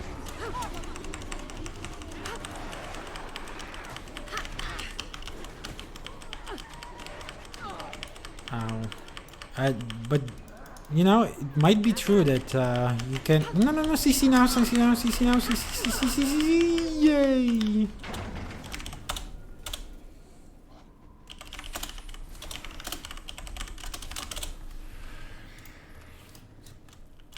Nice logging. Okay, alright, so that was the adventure with the goddamn fucking Moa. Unfortunately, it's still not bringing the Breeze Rider any closer to us. Either way, let's keep going with whatever we can do. I guess, yeah, healing air we're definitely gonna do at some point. I mean, how are we doing on the local response? We still need 3 more events, so, which is fine. I think we can get it till the sandstorm, at least tagged, right? Other than that, I guess exploration as well. Finding llamas, that's a thing. Still plenty of stuff to do. I guess we should focus on the events as much as possible. We can leave one for the Dune Soarer, which I am probably gonna. Okay, yeah, cool.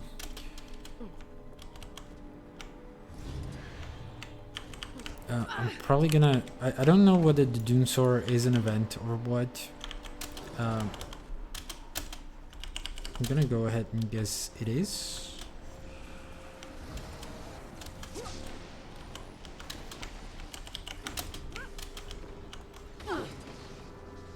Yeah, it does strip you of the electricity or whatever this thing is.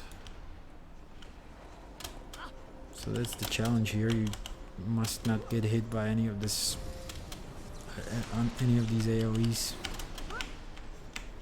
Which is a fun thing, fun twist. To be quite sure.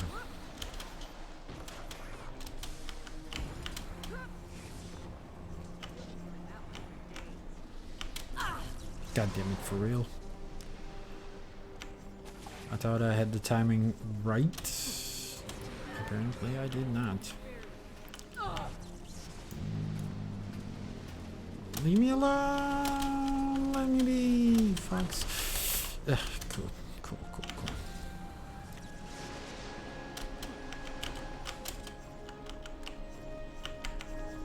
Someone else is doing it, which is a good sign. People are learning. But I guess they just tagged it and fucked off. It's I guess we would... No, they fell. They apparently fell.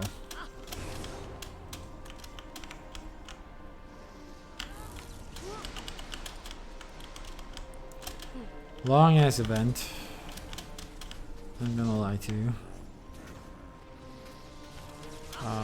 Might be better to do something else.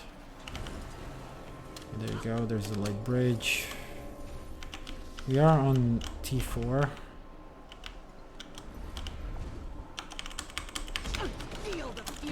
Hope we don't get our ass handed to us.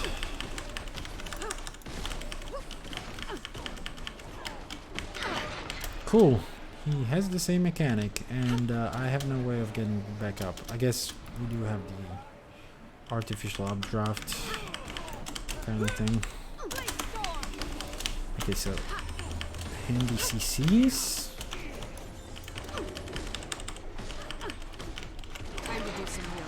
Don't you dare knock me out.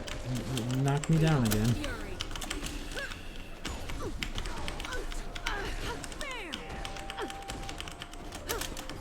We don't quite have too many CCs though.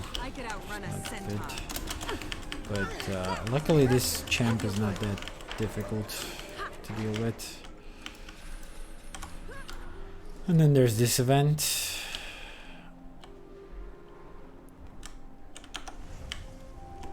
I don't know what to do about this vine. Oh shit! There's a thing we need to use on it.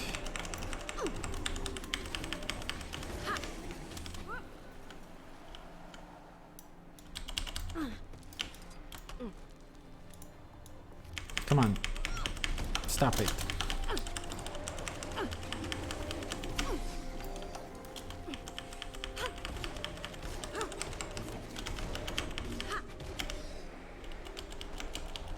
Are we full again? We are full. We have full inventory again. Odjeď pryč a nikdy se to už neukazuj. Rozumíš? What is this? Hello, hello. I'm doing fine. How are you? Welcome to the stream. We are doing dry top, and we're well on our way to earn legendary weapons and other stuff, other collections. How are you, fellow Tyrian, fellow Guild Wars 2 enthusiast, or just a random person scouring the streams? Okay, I don't know when does this... Oh, it ends when I guess it ends when the centaurs heal all of them, all of the victims. Can they like, I don't know, get a move on?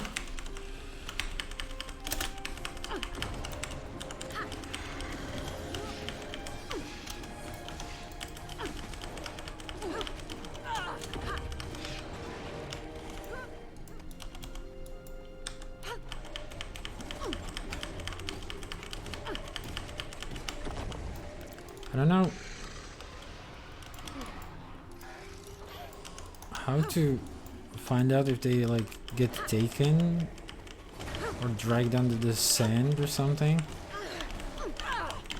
I'm from the Czech Republic.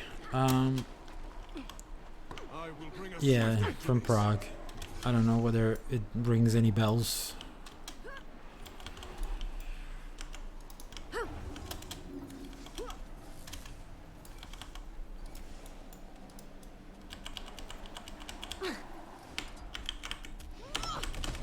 Good.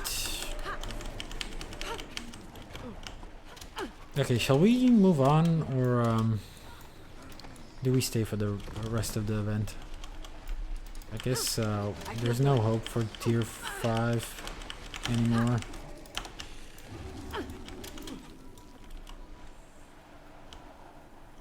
We could start focusing on the exploration again. So that we can move on from this map finally, or rather do the other collections as well, and achievements, and not worry about the constant struggle for tier 4. Because the sandstorms are gonna hit no matter what, so...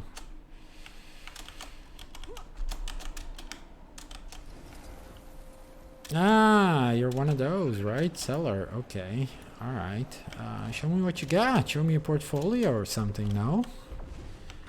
Logo, banner, overlay. Yeah, all the stuff that would like improve the quality of my stream so much, right? Like, that's exactly what I need. Not an audience. Not fucking engaging content. No, no, no. I need banners. I need overlays and shit.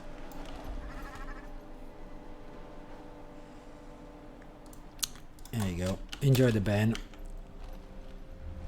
Goddamn fucking sellers. Anyway, no, I should make it like a rule. No unsolicited offers for marketing material. Maybe I'll put it in the description so it's fucking clear that I don't appreciate people who come here under the veneer of like being all friendly, buddy, interested in my stream, and then they're only interested in cash. I'm sorry, it's fine. I understand this is like a way for you to market your craft. If you're genuine, if you're not a bot, I do sincerely apologize for this treatment, but please, goddamn, you see the size of my channel, right? You see the size of it. You see the quality of this stuff. Do you genuinely think that this is what I need right now at this point in my career?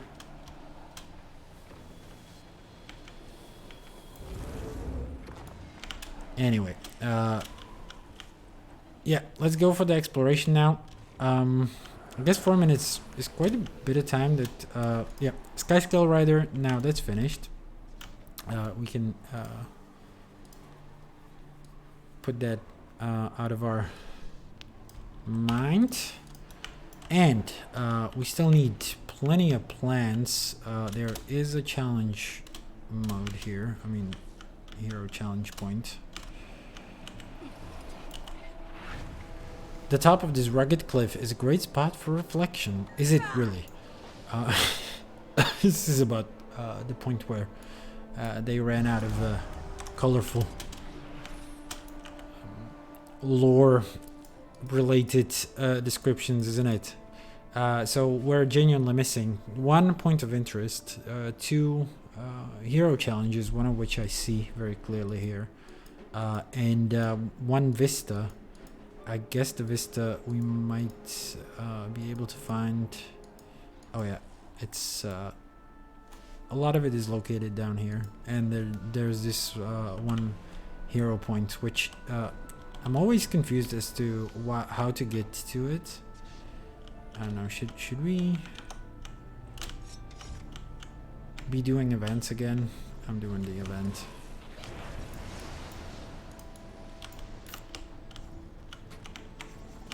This one seemed fairly easy once there are other people doing it with you.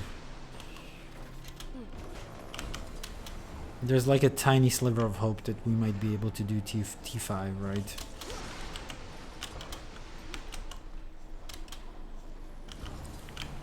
Which would make for shopping time. Oh, god damn it.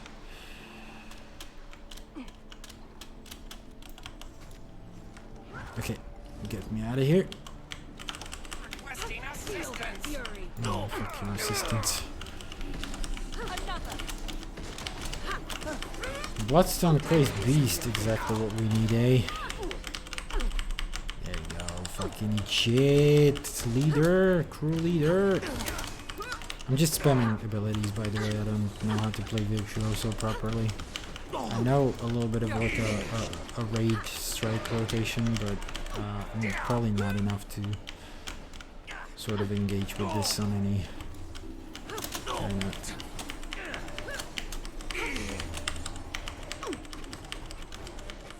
deeper level than just spamming abilities. So there you go. And that finishes our local response. Now there's still a minute and a half to fucking finish some events. Let's do this. Does this count? Because this wasn't part of the original release, right? So it should stand to reason that this is not part of the structure. We should kill the beetles instead, man. Come on.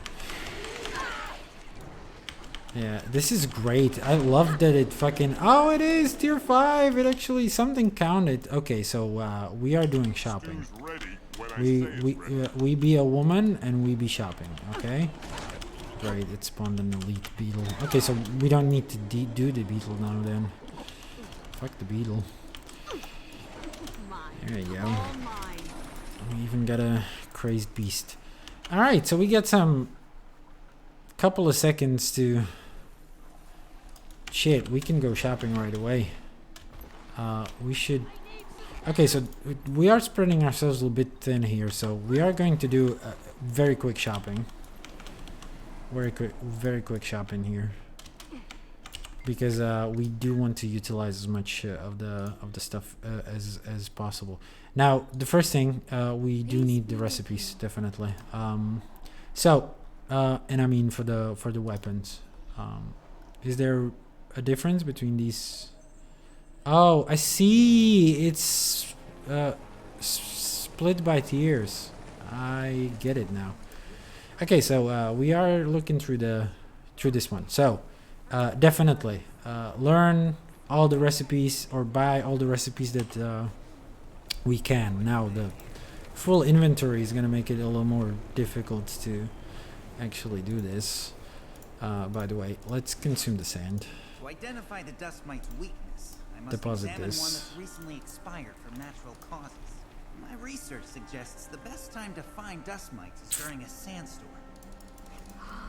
But we should probably locate the mite carcasses Okay, before they're completely this should be enough. Time is of the essence here, and we can actually get a Nomad's probe brazier. We can consume these right away as well. That's awesome. Okay, one more cell. One more cell on the trading post. Oh no, that was a mistake. This will never sell. Never mind though. We are fine. This thing can sell. Let's buy those recipes. Bam. Bam. Everything that doesn't have unlocked on it. Doesn't have the red text. Am I buying them cheaper? I gotta be, right? Whatever. Keep going. Damn, I hope I haven't overlooked some text.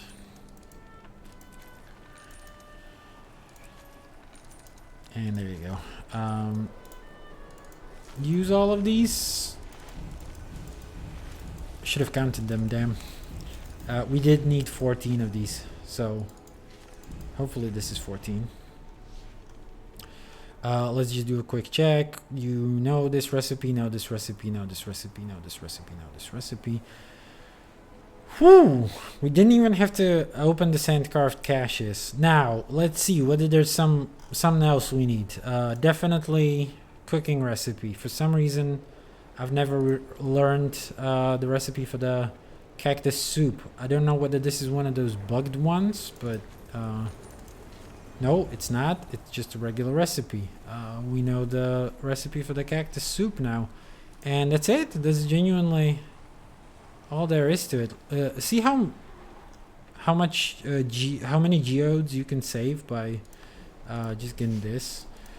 And yeah, so that's all I needed for the collection. Now let's go for the boxes. Oh, snap. Let's do a buyback. This might sell for at least something on the trading post. But yeah, okay, it doesn't. Whatever. Sell it then. Get it out of my inventory.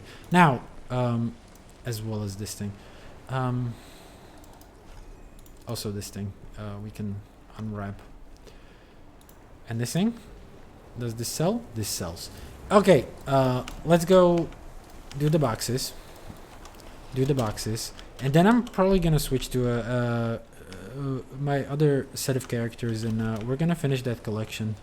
Because I don't want it to be the highlight of this stream, so we should get it at the end there. I did want to finish basically these story Living World 2 recaps. And I sincerely fucking hope the chests respawn. The buried chests. I hope they're not a daily mechanic. Because that would make this quite annoying, to be honest. So far, it doesn't look very optimistic. Because I don't see very many yellow texts. But no, there is one. There is one, it's fine. I don't know whether we ever collected this. It seems to be a whatever cliffs, Challenger Cliffs one as well, which is good.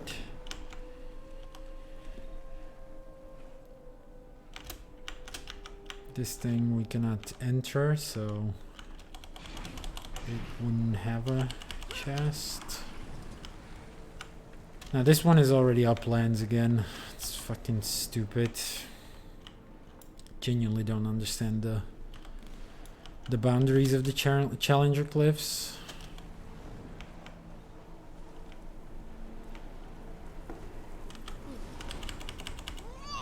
Harvest the fucking cactus. There's a one that's gotta be Challenger Cliffs. Come on. Tell me that it's not. Cool. 70%. Probably not stellar. But not too shabby either.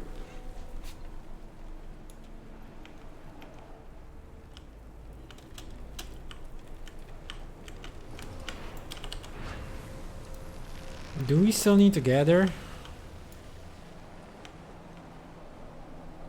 We probably don't. We've probably finished this. I never even realized. It's a cactus again.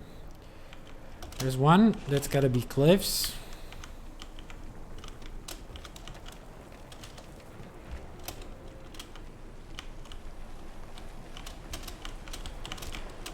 Latch on. There you go.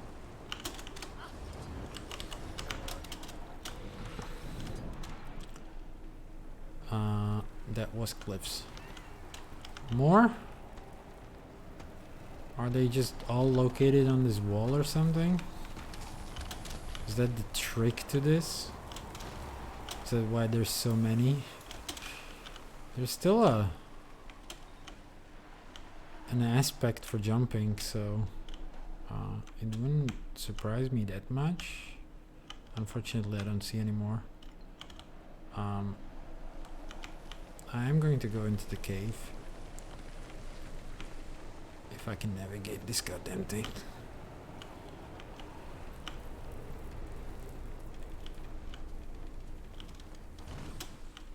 Have I seen like a glimpse of... Yep, there's a yellow text. Sweet, sweet loot.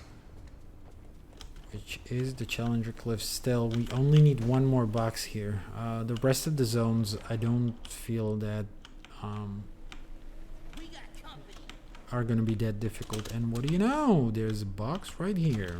Cool stuff. Okay, let's get it. There you go. So that's part of this.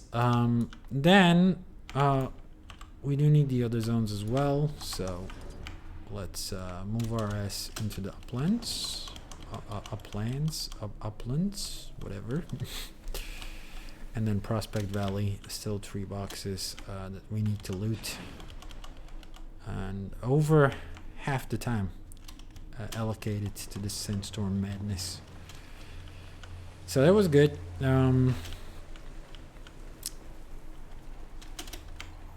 We are ever closer to finishing this goddamn map and showcasing it in all that I wanted to show.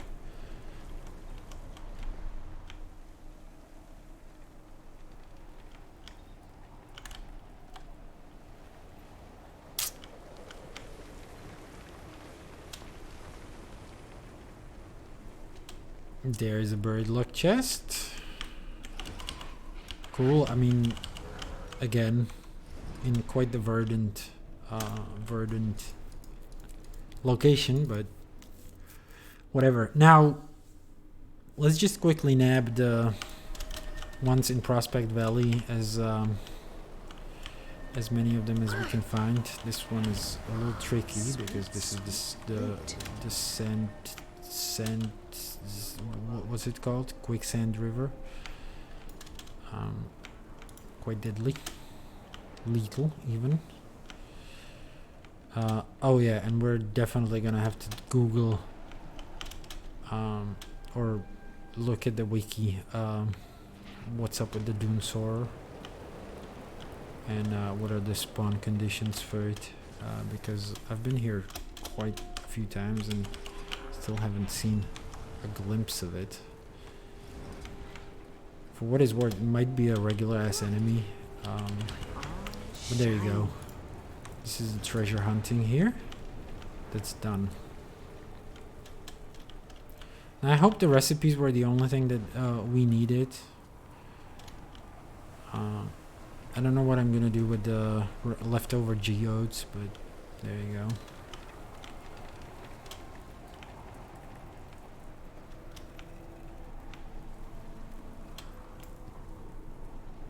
So now that we're not pressed by time, I'm just gonna quickly look on the Dune Soarer on the southwest area of Prospect Valley as one of the 5 dry top rare bosses. It is part of their 5-hour cycle. The 5 bosses spawn one at a time in a set, repeating the rotation of Soul Eater, Sand Savage, Bloodscale Grid, and Dune Soarer.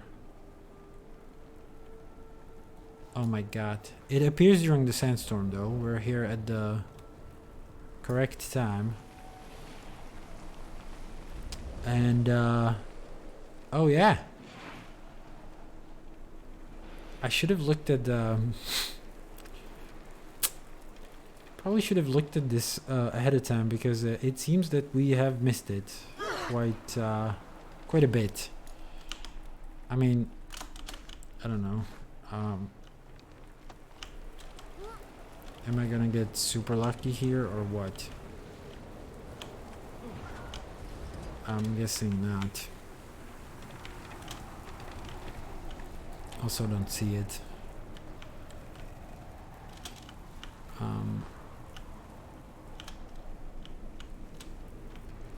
I have seen 2 bosses here for what it's worth.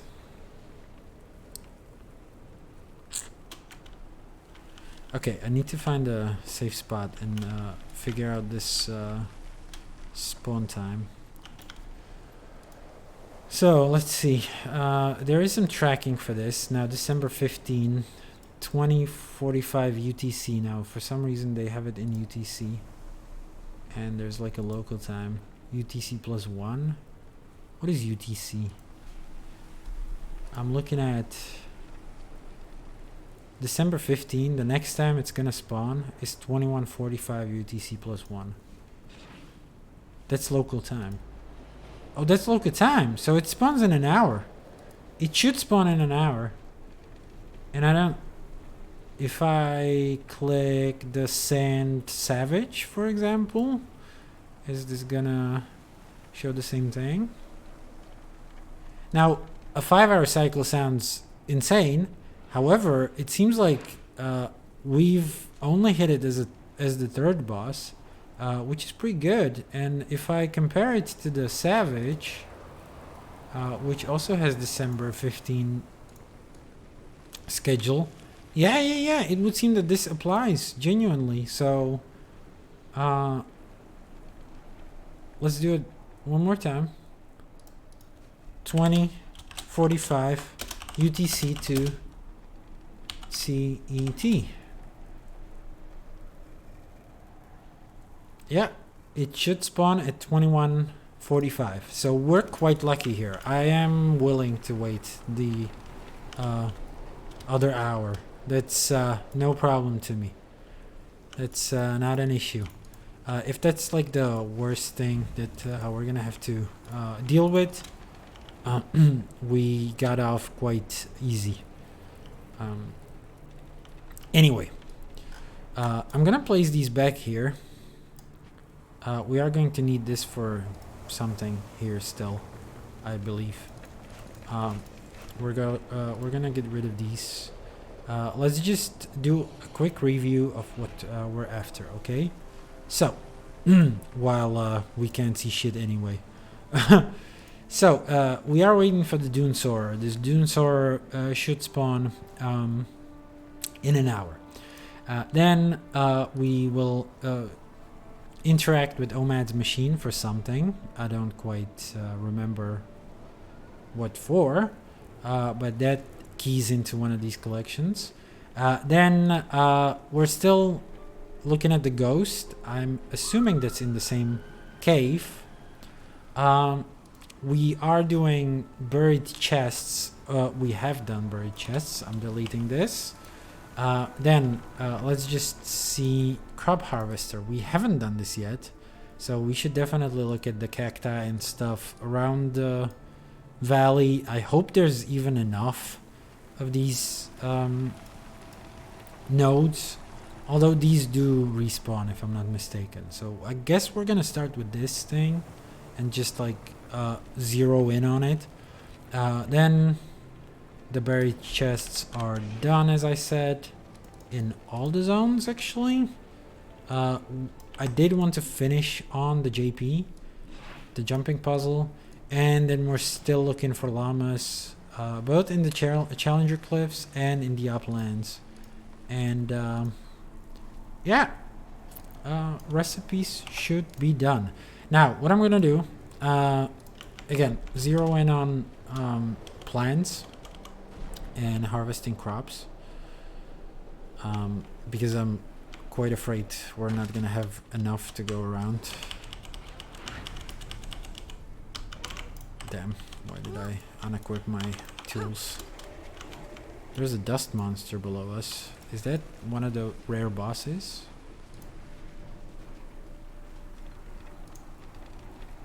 Soul Eater, Sand Savage, Blood Scale, Grit, and Dune Soarer. I don't know.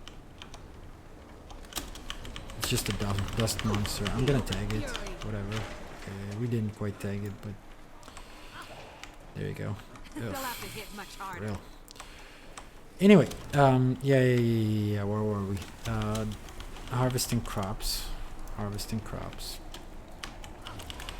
That's a priority for us. And of course, we still have exploration to do.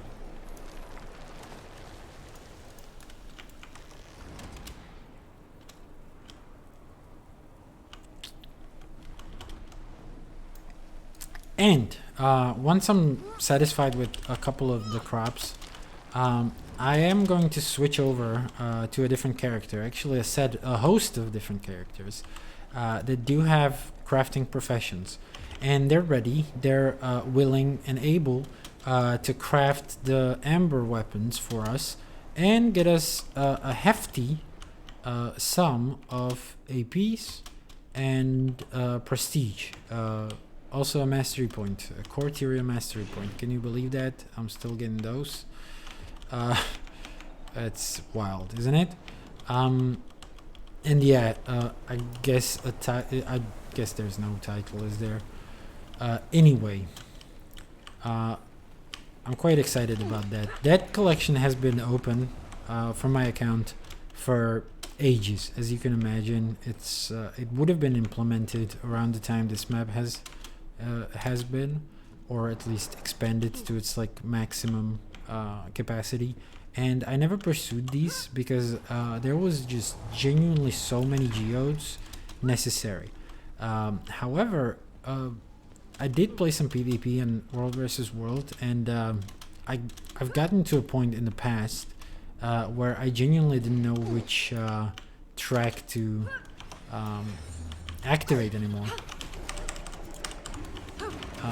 which is reward track. I mean, of course, reward track. I shouldn't need to clarify that probably, but so I did activate this one because I've been informed that in terms of like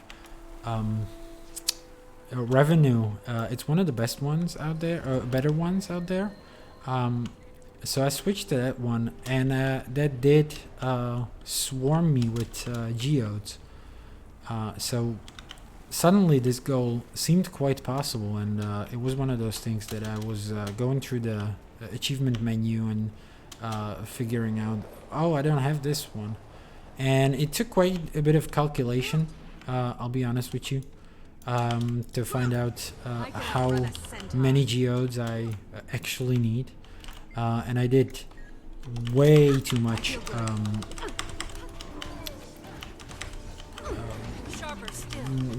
what's it called? Research ahead of time, just to get this. Didn't even read this dialogue. I'm sorry for this. So yeah, and now it's finally here. The day is upon us. This old ass collection, we are going to finish it here. So I think I'm gonna keep the gathering tools, whatever, right? I'm gonna wait for the end of the sandstorm for whatever reason. Just for, I guess, nostalgia or whatever, or in case it would like give us. No, doesn't give anything. It's not a regular ass event. Okay, so we're gonna take a little break from Dry Top just to finish this thing, and also we do have some other agenda to complete here. So I think I'm gonna start with the artificing weapons, mostly because I genuinely already have the staff. The staff was actually one of the first ones I used on my main character, my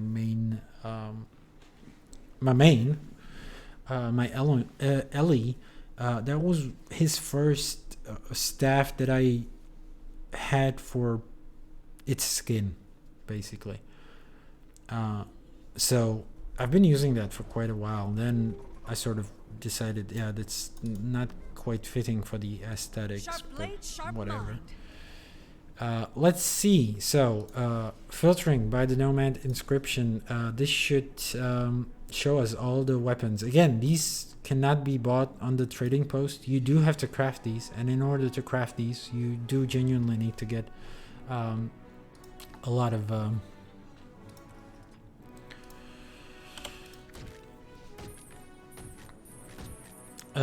those recipes. I mean, all of the recipes, right? So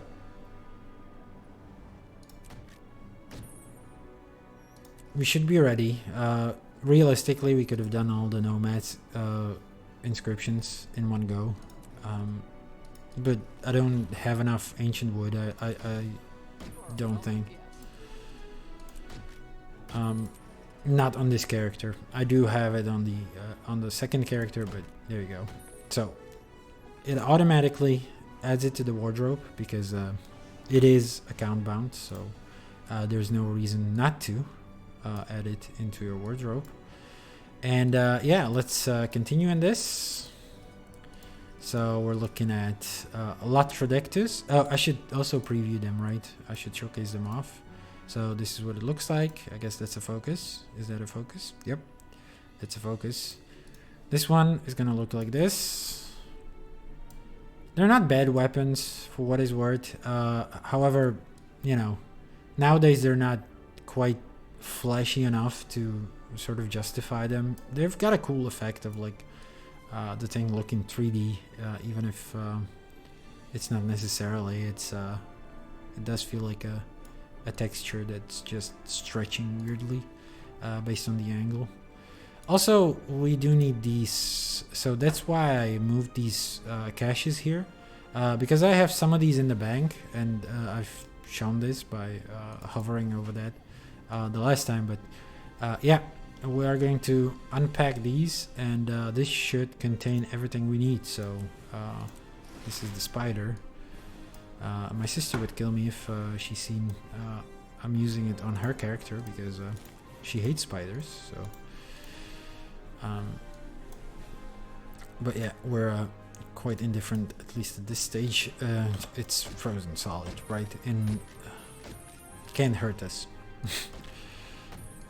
So there you go.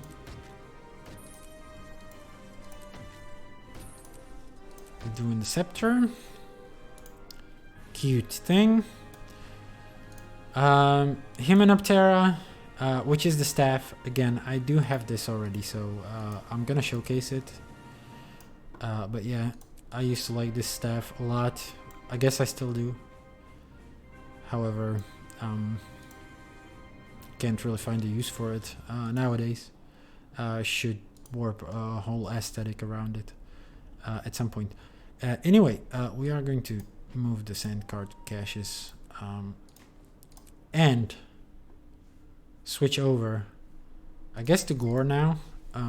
So this guy is gonna craft us, I guess, all the nomad insignias that we're gonna need in one go. Again, because he has all the wood, all the ancient wood, and at least migrate it into the bank. It's gonna be way less annoying this way. I think the sheets of ambrite should be counted in like the perfect quantity for this, so we shouldn't run into the problem that we're overcrafting these inscriptions.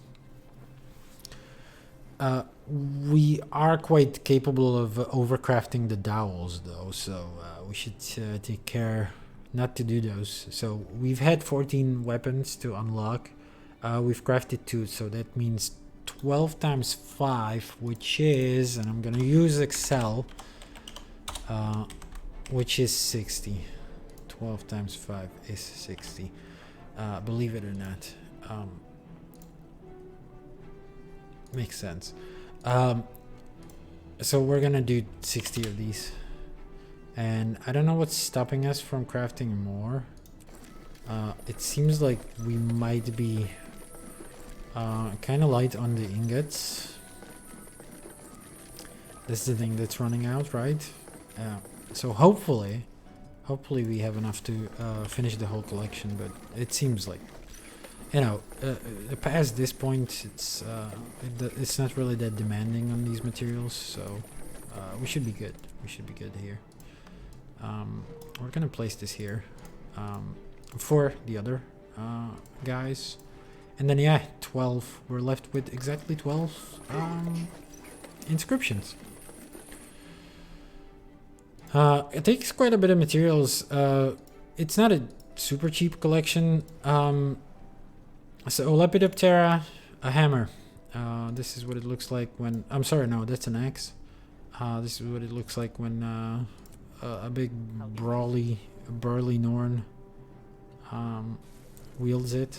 See, the effect is weird. It's definitely not 3D because you can see it from an angle.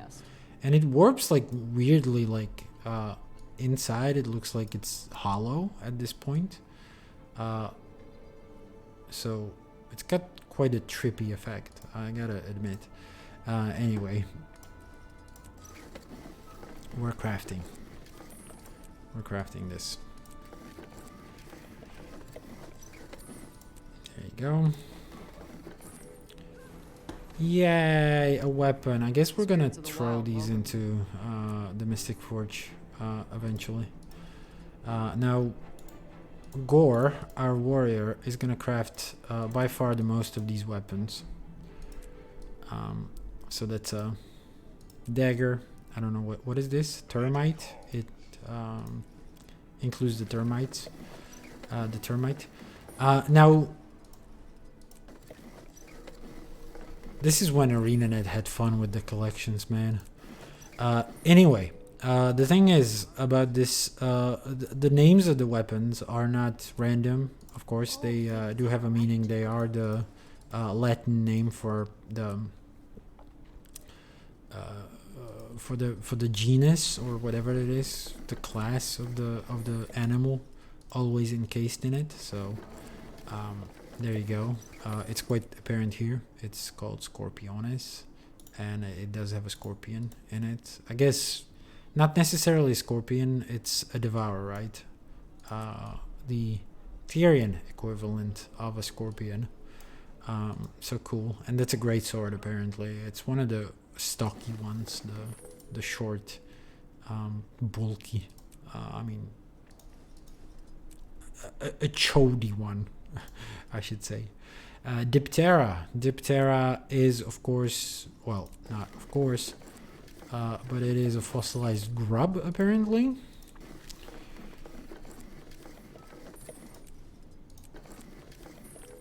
And if we preview it, this is what it looks like when we wield it. That is the hammer. Very round for a hammer. Most hammers have the flat heads at the end there, but there you go. Moving on. It's Blatelidae. I'm most definitely not pronouncing it correctly.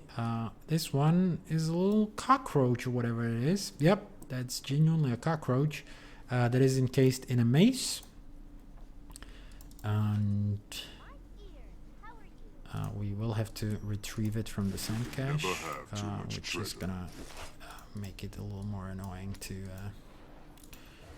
again, the inventory space, I'm not, you know, it's not crazy good here. Also, why the fuck did this move into the inventory? I used to have these around here somewhere. I guess I can start selling the ambrite, because I don't know if I'm gonna ever need it for anything else but this collection. Anyway, this is where we were, right?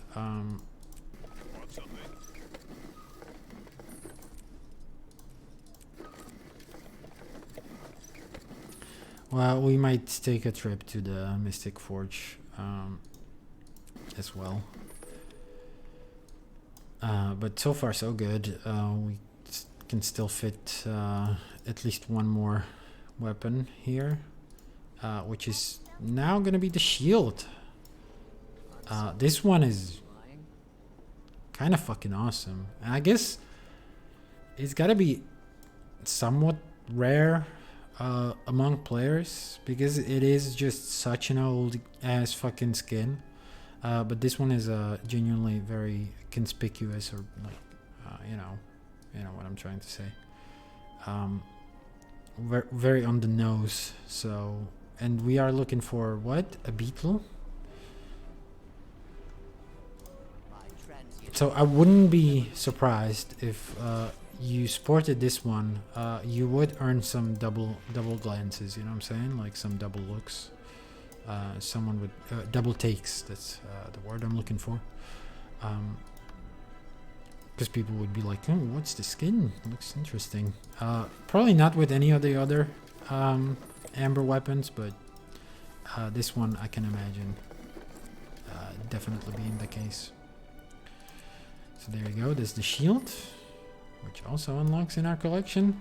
We are 10 out of 16. We are going to be 11 out of 16 before we move on to the huntsman weapons. But before that, we will have to get a centipede. Nasty, isn't it? You can never have too much treasure. There you go.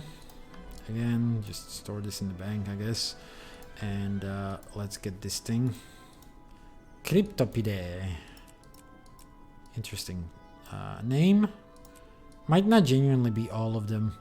They're Latin names, but yeah, this one is fitting, I guess, for a sword. What was part of the great sword, actually? What was it? That's the dagger. Oh, a scorpion, right. There you go. Now, I will have to immediately get rid of these weapons. They don't contain any kind of fun sigil or anything, so we will just quite unceremoniously toss them into this thing. Now I do have dupe shields, so that's a shield. A scepter with the sword is fine, and a hammer with the sword is fine. Okay, so that gives us this thing. Can we sell it for any kind of profit? I guess that's a decent price. Hopefully it will sell at some point. There you go. We will clear some more inventory space by forging more of these weapons.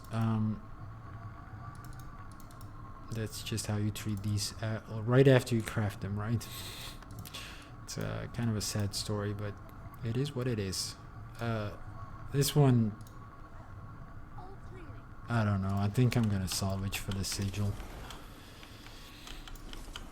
What are the stats? Dire theoretically could give us the insignia or inscription or whatever it's called. Insignia is there for armor, right? Anyway, let's use Black Lion fucking kit for it. Just gave us 2 ectos. Still better than nothing. Okay, we got quite a few of the sigils. And let's switch over to our ranger, who will grant us the last of the weapons.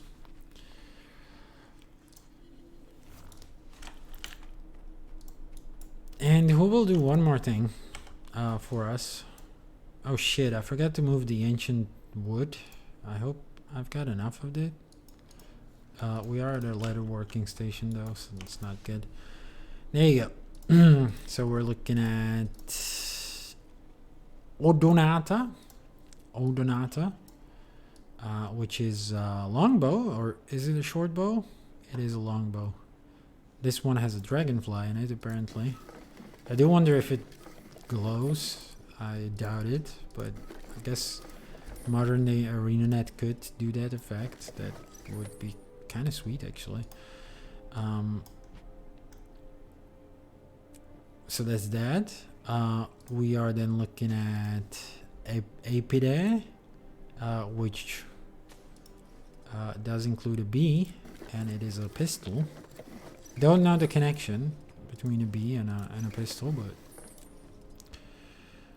we will need to open another saved carved cache for it. There you go. Shiny. Okay, maybe we shouldn't. We don't have to go crazy with this thing. Let's leave it in the inventory. We got some inventory space here, so there you go. That's your pistol. Did we preview it? I doubt it, but this is what it looks like. Quite of a classic 6-shooter to an extent. As far as fantasy stuff goes. Mantis. The praying mantis. Oh, shiny.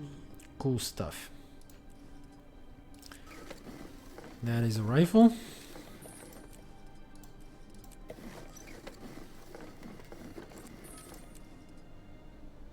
Again, previewing it. Kind of cool. I don't know. I'm not a fan of rifles in general. I think very few skins do speak to me, but this one is not. Is one of the better ones. This one is interesting because, well, I'm just gonna retrieve the mosquito.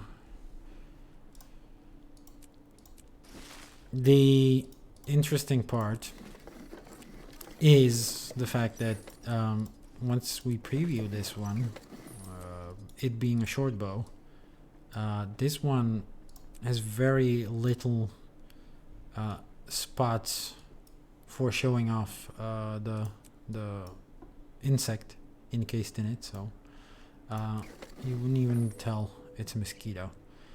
But that brings us to 15 out of 16, and we do have the torch. Is it the torch? Yeah, that's the torch. Now, if anyone, any weapon should have the firefly, it's this one, of course. And it does glow.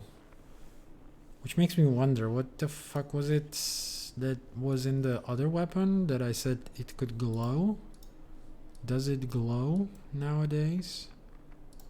Oh, that's a dragonfly. Dragonfly is not the same as a firefly. Anyway, we already have this one, but what we're missing still is the Orthoptera, which requires the cricket. Again, quite cute. Mine, all mine. Connection between the weapon and the insect. And once we craft just these two bits, we can craft it. We can preview it. See what we crafted just now. Again, you wouldn't quite probably know. It's a cricket. Maybe. I can kind of recognize it there. But we got a Central Theria mastery point. Wild as fuck. And we also got the Ambrite weapon collection, which did give us an Ascended armor chest. Which used to be quite a big deal. All mine. It's not anymore, unfortunately for me. I kind of lost the veneer. Anyway, that's this collection done. But we're not done from our break from Dry Top. I did want to go through two other things. So, first, Winter's Day is going on. And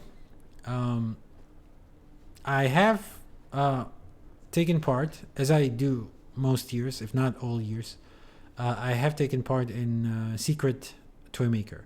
Now, the first letter I've received 2 gifts this year. The first one was from this guy. Hopefully, they're not mad that I'm broadcasting their name on my stream. Luckily, there's nobody here, so don't worry. I'm not doxing you or anything. However, they did write, and what I wished for was specifically Black Lion chest weapons, weapon skins, because I did describe it as a, the fuzzy feeling that you get from getting that one achievement point from unlocking a random ass Black Lion set collection.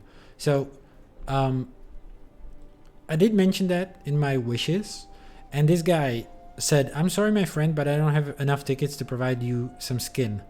Again, English probably not their strong suit. However, I have really hope that someone else will share with you something special. Spoiler alert.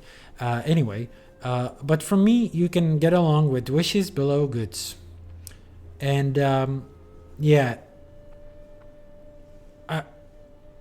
not to look a gift horse in the mouth, but I do gotta say, the limit is there's like a baseline of 10 gold. Your package, when you're part of the Secret Toymaker, your package should exceed 10 gold in value, which I don't want to call this a paltry offering, but I feel like it barely exceeds it. I mean, I'm gonna take it, and I did mention in my reply to this guy that it is gonna be handy towards my legendary journey, and it is. Don't get me wrong, these are good materials, I like them, and if we look at their price actually going on, it is 8 gold straight up flat that we can get out of this N3. Again, it's just barely over the 10G threshold, but I get it. This guy might genuinely be quite down bad. A criticism did pop in my mind. If you're like so broke that this is your package, perhaps don't sign up for these activities. It feels a little bit, and again, like, I do like the sentiment, but looking at the half-hearted message and the stuff that was enclosed in this, it does feel like this guy was genuinely banking on sending something worth 10 gold and getting something worth more. But I don't want to presume the worst. I am grateful. Shadonti, if you ever happen to run across this stream, thank you. You are going to become part of my legendary journey, and here's proof. I wanted to show you that I am going to store this. I'm not going to sell this. I am putting it into my bank, and keep watching further streams to see how I'm going to utilize it in the future. This is going to become a part of my legendaries at some point in the future. So thank you for that. I appreciate the gesture nonetheless. It was somewhat softened, the uncertain feeling I had from this message, by the very next email. So in the Secret Toymaker, for a couple of years now, you can genuinely get more than one people to gift to, or more people to gift to you. And this is my first year that this happened to me. And actually, Harmy Dulorf, and I'm sorry for butchering the name a little bit, could have taken a bit more time to read it properly, but they left this lovely message, just like great message, and even better gifts. This more than made up for the first gift giver. So I wanted to appreciate it. Hernie, Dulorf, the message is awesome. When I received your name, I was trying to decide which skins to go for. But then I remembered they usually release a brand new set with the arrival of Winter's Day. So I waited to grab one of those and picked up one from, and then another one from, like, basically randomly one. And hope you enjoy them, and hope these gifts will keep you warm in the snow. And they do. They genuinely warm my heart, because this guy went above and beyond, or this gal, whoever this person is, they just absolutely outdid themselves. And I gotta appreciate it on stream like this, because this is just like so fucking awesome. This is an awesome gift. I don't think you can top that. Well, you always can, I guess. You could have sent a legendary straight up, but this is more than I could have asked for, and more. So yeah, I mentioned it that I'm gonna open this on stream, and I'm doing that. I'm gonna unwrap it ceremonially right here, like this, because not only did they send the skins, they also sent like these top tier foods, which do fetch quite a bit of price as well. But more importantly, if you look at the prices of these, this one currently goes for over 50 gold, and then there's also this one which goes over 30 gold. Those are some insane prices for a gift that was supposed to exceed only 10 gold. So once again, thank you so much, Hermie. This is gonna make my day when, as I said, I'm gonna account bind these, or rather store these in the wardrobe. Before I do that, I just want to show you off. I guess this is the new set, isn't it? So this is part of the new set. It is a great sword, a very versatile weapon. Also grateful for that, and it is quite a nice skin. I can imagine finding a use for it, to be quite sure. So I'm gonna store this in the wardrobe, and yeah, this is what happens. You get a collection, and you get a single achievement point. So that's great. It's great. And it's much better than when you get the next 7, because, well, the next 6, I should say, because another achievement point only comes up when you get half of this collection. So, but like that first skin gives you that 1 AP, which is just awesome. It's awesome. And yeah, the same goes for the Eternal Forge staff skin. Again, I'm just gonna preview it first. Awesome looking skin. I haven't previewed these even, and this one is rad as fuck. I can imagine like doing a sort of a Sauron kind of inspired thing, and this is exactly the stuff. This is perfect for like not even like a pyromancer, but more like a fire enraged. This feels like it could go like on a heavy class, right? Like you know the initial scenes of Sauron in Lord of the Rings, the movie version, where he's just like in this fucking bulky iron armor and fucking smashing entire armies just by his cudgel, or the single mace. I can imagine like a giant brawly warrior with this staff. So yeah, I'm gonna store this in the wardrobe as well, and there you go, another achievement point. And I guess warriors can now wield staves, so that's good. But this is the legendary journey. We are going to do one more thing, and that's this thing. I've got it from the Wizard's Vault.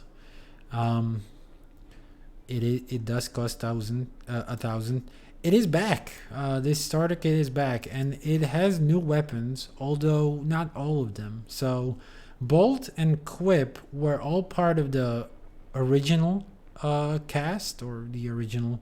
Oh shit! I should take a look. Yeah. We should go back for the mob that we need to kill soon. So I'm gonna fast forward through this a little bit. Bolt and Quip were both part of the first legendary starter kit.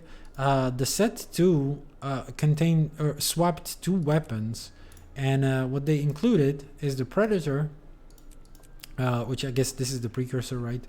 And the Moot, which we have crafted actually on stream. So the interest shouldn't be in the Moot. However, the Predator, and you've seen me pick up something for the collection today, we are going for the Predator. So we are gonna take this starting kit.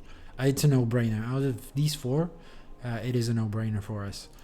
So I'm just gonna open it, and I'm gonna open this on stream because it is part of the legendary journey. And we did get a precursor, we did get the gift for it, and we also got a gift of might, which is, I do believe that's the second one I got. Actually, the first one was also the gift of might. Yep, we got 2 gifts of might now. A little bit of a imbalance there in terms of the material we're gonna have to use, but whatever. Not to look a gift horse in the mouth. This is gonna fast forward our legendary journey quite a bit again. Unfortunately, what it means, we're not gonna go for the subsequent collection for the Predator. We're gonna finish the one we've got unlocked, but nothing else, I guess. I don't know, how are we doing with the Predator? No, we haven't finished it. But yeah, this one, we're gonna finish this collection, but not go any further with these. Not genuinely use the chest of technology. Maybe sometime in the future, when we genuinely don't know what else to spend our money on, and when we want the achievement points, right? Those are always an incentive, although this would be a very expensive way to acquire achievement points. There are other achievements that will get those much easier. Anyway, we're gonna store these things in here for now. There's no genuine need for the sand carved caches, and definitely not for the stuff that's included inside. We no longer need these insects. And we're gonna go back into the dry top map to finish it, to move on, to do the rest of the required stuff in here. So yeah, Dune Soarer, we will be cognizant of it appearing at any point. But what we're gonna do is, I guess we're gonna, no, we wanted to harvest stuff. We wanted to look for more shit to gather, right? Let's see if the garden hasn't responded by any chance. That would make this much easier.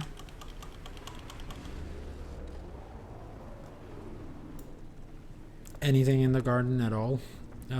It does seem like not many of the plants here respawn anyway, so we might not be able to actually finish this stuff on stream, which would be a goddamn disaster, I'm telling you.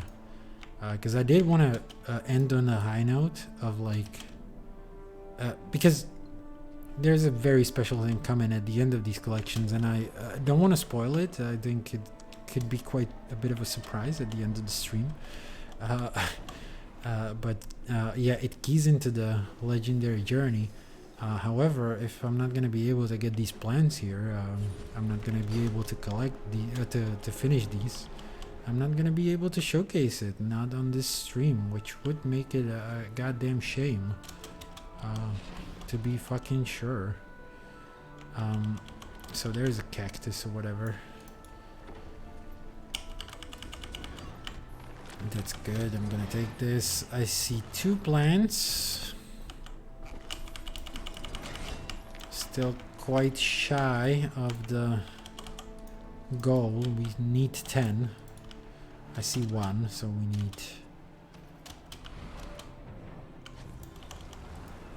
Oh yeah, I should also figure out what to equip as a skin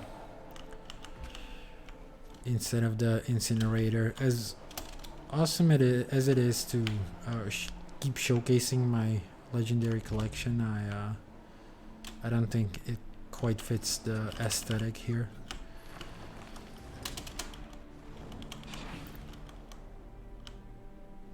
So we're still seeking 9 more plants, which is not stellar. Also, a llama. We are looking for a llama somewhere out here.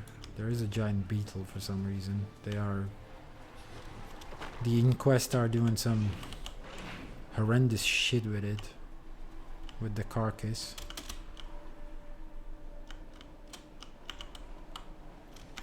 There are quite a few of the Mordrim. I'm gonna just quickly scan the cliffside over here in case the llama is hiding up here somewhere. I wouldn't rule it out. Think it's a good spot to fucking put it. And yeah, again, as it was mentioned, the llamas can be quite small, so...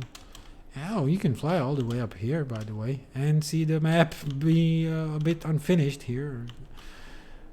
Break the illusion of this stuff a little bit here. Guess they overlooked this when they were adjusting this for mounts.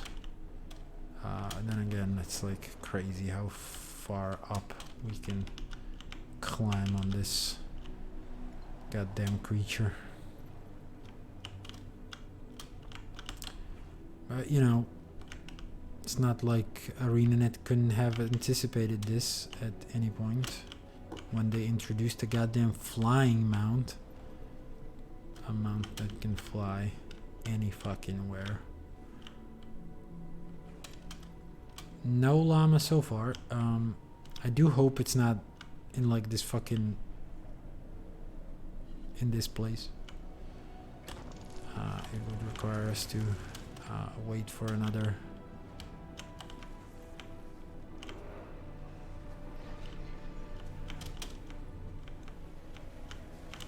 cycle here, which we're doing anyway. We are trying to get the Dune Soarer. And yeah, we've been streaming for 3 hours. This is exactly what I was kind of concerned about, considering how much stuff I still want to do. I should have split this into more streams, for real. But then I'm kind of afraid that I wouldn't get around to doing this at any point. So no llama. I have stopped paying attention about the plants, but the goddamn map seems quite barren right now. So I am concerned we're not gonna be able to finish this one, which is certainly a shame. I'm gonna tell you right now, it's like genuinely a sad thing that we won't be able to finish this, because this could have been really a sweet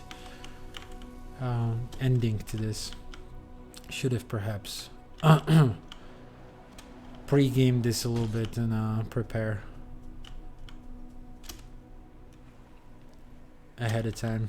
Anyway, it's 38 past 9. We are looking at eventually the goddamn dune soarer spawning here in this map, so we should get our ass over there into that spot. Now, if I'm not mistaken, it was 45, wasn't it? At 45. Not as soon as the sandstorm arrives, but I kind of don't want to leave this to chance or risk anything, so I'm going to get my ass over here right away. There's a plant for what it's worth. I can gather some shit. It's a cactus, which is nice. It's nice. We are 8 away though still, and yeah, it seems like the foliage is quite thinned out now. The flora is not as numerous as the local fauna. Now I do wonder whether it's gonna appear as a boss event. I would certainly fucking hope so. I guess we can open a buried chest while we're here. All shiny. It's rare that we get to do this. I'm just gonna quickly look at the wiki again. They are showing quite firmly that it's roughly in the location of the cypress sapling that's right below us, so I'm gonna hope that the map is quite accurate here. I mean, there's a lot riding on it for a lot of people, I guess, so. And yeah, it didn't spawn at 40, which is expected. Again, oh yeah, and I forgot to check the time there. It is 45. It's quite clearly stated as a spawn time of 45, so shouldn't expect it any earlier, but also shouldn't probably die here before that happens, just to make sure we don't miss anything. And yeah, unfortunately it's gonna I don't know, stall us and all the other stuff we should be doing here. But it would finish this return to dry top 1 and give us a goddamn packed fleet weapon. Which I have a couple of those. I don't know how can you actually finish that collection? Is there a way to finish this? I'm really curious about that too. And then dry top 2, which gives us another packed fleet weapon. Actually, there will only be 2 that we're gonna unlock by doing these achievements, or there's a third one actually, and a 4th. So we're gonna have 4 of these, but they swapped them out. Yeah, I remember that the skins changed as they were adding more of these this type of achievement, right? And then yeah, it's just the fucking llamas.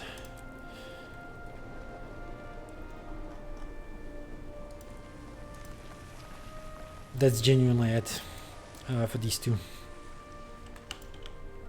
things. One more chest. I'm gonna get it while we're here. And yeah. Time to fight. And then it's pretty straightforward actually, but I do still have the tour of this place, so lined up. I did want to compare it to Guild Wars 1, so we're gonna have to do that at some point. I'm gonna go ahead and guess probably when the hour is through again, at 10 CET. We're probably gonna start the tour. Which is a bit out of the scope of like anything out of, you know, it's not gonna give us any in-game benefits, but it's genuinely for the purposes of just cataloging this stuff, and a thing I came up with for the Legendary Journey. So yeah, it's for the audience really. Even though there's zero audience at the moment, this is gonna have a VOD. This is gonna be on YouTube afterwards, so I guess I could even like timestamp it or something when the tour starts, because I'm gonna do it this time in one go. I guess we're gonna do like a little copy of what I did in Guild Wars 1. Of the runaround. And yeah, 30 seconds basically, or roughly 30 seconds before the map spawns.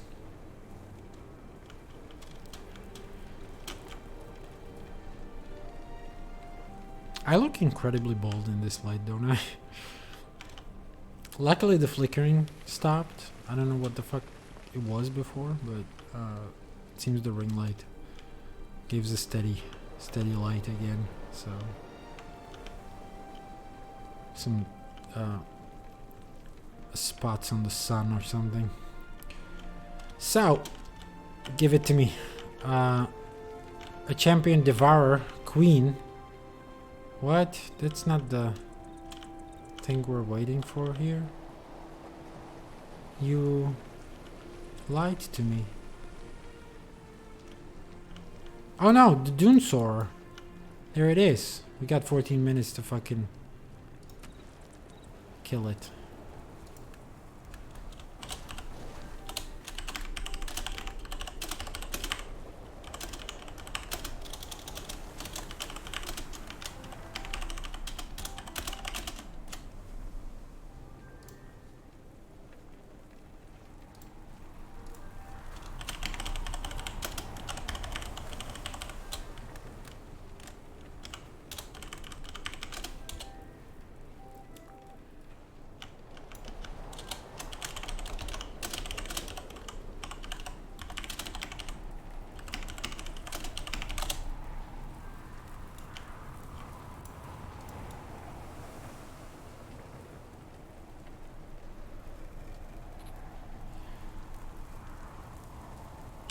Alright, I guess we can start. Let's go.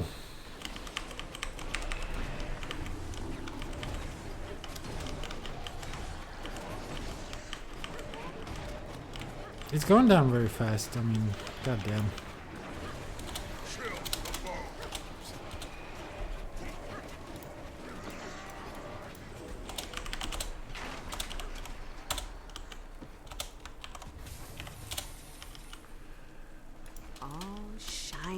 Alright, so that gave us, that actually finished the collection as you have seen from me highlighting it, aka giving us a chest of tentacles, which I don't know, we're gonna open at some later point.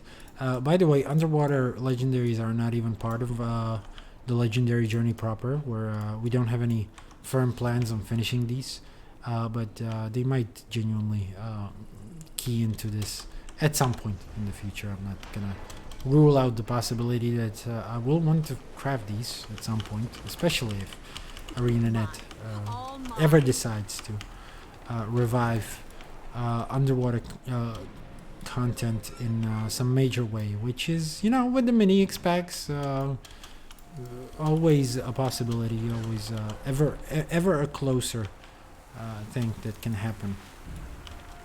I also get this new recipe, for an amulet. And yeah, so before we move on and do other stuff, I'm gonna take a quick bathroom break, and we're gonna I'm gonna be back in a jiffy, and we're gonna look at the rest of the stuff that's mainly on the right side of the screen, right here in these descriptions. See if we can get some of this stuff going. Still no plants inside though, which is still so bad. Anyway, I'll be right back. Sit tight. Enjoy the whatever. 1 second.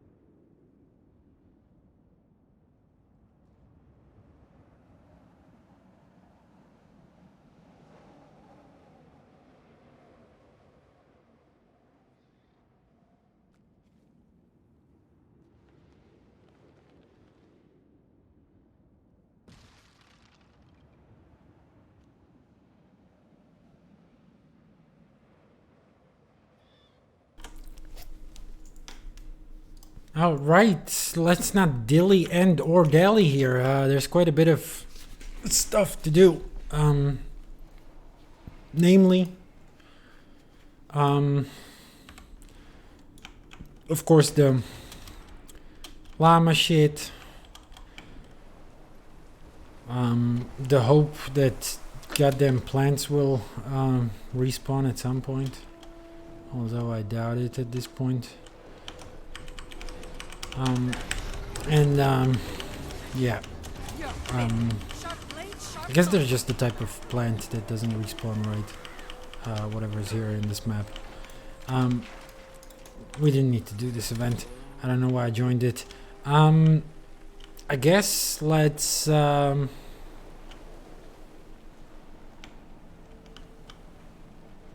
for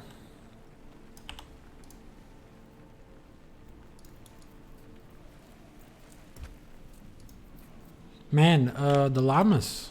I'm gonna look for the llamas.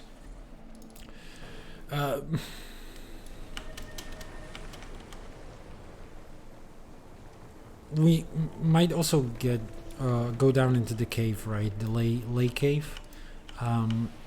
Finally, but I don't know. Feels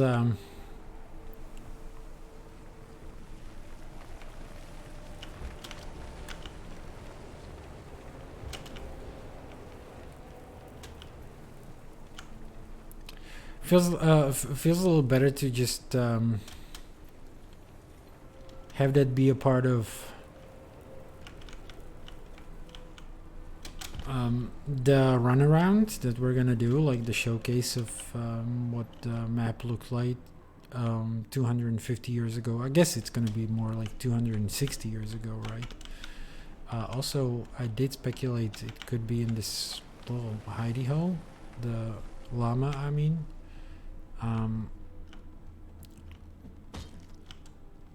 Wouldn't be out of the question, right? What are you doing, you scrit fuck? Should I make sure and look at the wiki? I don't want to be here another hour necessarily, even though I'm probably gonna be. That's probably gonna be. But this is part of the uplands anyway. This would have like the uplands llama, right? I still don't. The cliffs. I'm assuming it very well might be that the llama is down here in the cave. At least that would give a bit more purpose to this cave existing, which would yeah, at least yeah, that would make me happy. I don't you know, at least I would be like, okay, yeah, okay, there's enough reasons to go down there, like buried chests and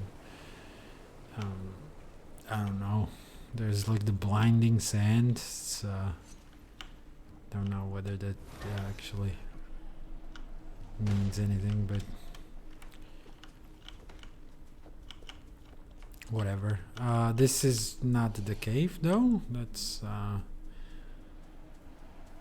not the inquest one.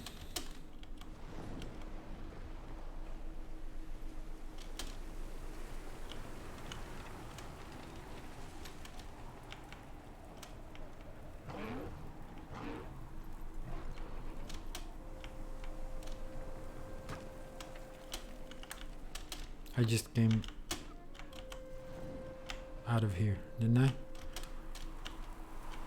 We're in quite a different place. Yeah, Challenger Cliffs are way the fuck over there.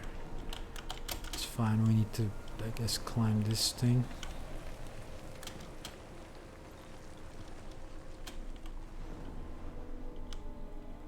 Also, you know, I'm not gonna lie to you, this fucking sandstorm is making the navigation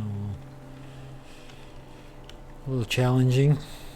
Maybe that's why they call it the Challenger Cliffs, because it's quite challenging.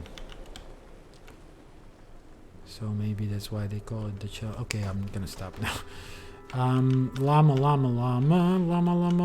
Here's a llama, there's a llama, and another little llama. Fuzzy llama, funny llama, dog. Wasn't there something in the tent? Was I, is there a reason for going inside? Ever? Sharp blade, sharp mind. There is a power matrix. I don't know what that's for. Other than just like blowing it up into the face of these fucking inquest fucks. Jesus Christ, can you not endurance running low. Kill me here? I don't want to die in a stinky, disgusting, ugly cave full of rat creatures and the Sura.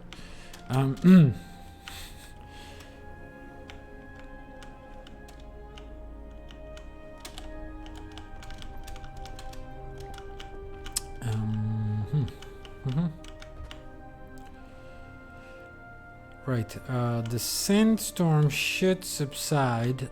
If we're not gonna find the llama on our own in this cave, I guess we're gonna do the runaround. Who knows? Who knows? Maybe we will be able to locate llamas whilst doing that.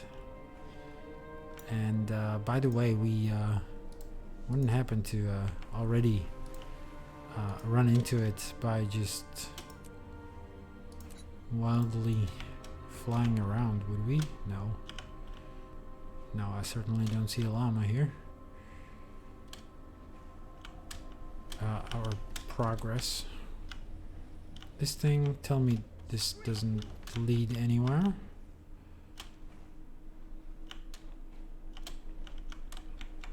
Damn it.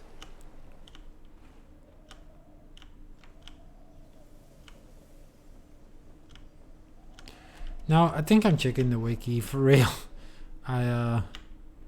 Not that I'd hate the idea of flying around a zone that I've flown around. Well, this might be genuinely the first time I'm like using the sky skill here. I don't. Let's look at the wiki. What does the wiki have to say about this?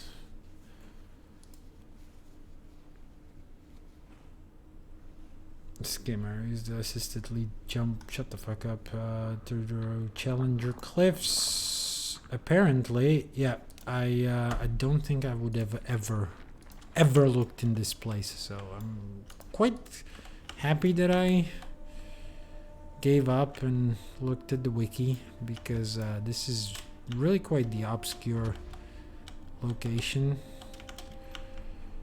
Really quite arcane and esoteric. For real. Okay. So I'm gonna show you in a minute, in a second. We're gonna see it. And then, because the sandstorm is about to disappear in 20 seconds, and exactly 20 seconds, we're gonna do the Guild Wars 1, Guild Wars 2 comparison run. I don't know how much fun it will be, but why I'm even bothering with that, especially during the legendary journey. I feel like that should be its own streams for real. But yeah, I guess something to make these runs a bit more interesting and a bit more tangible. But yeah, apparently the llama is around here somewhere. I guess up here.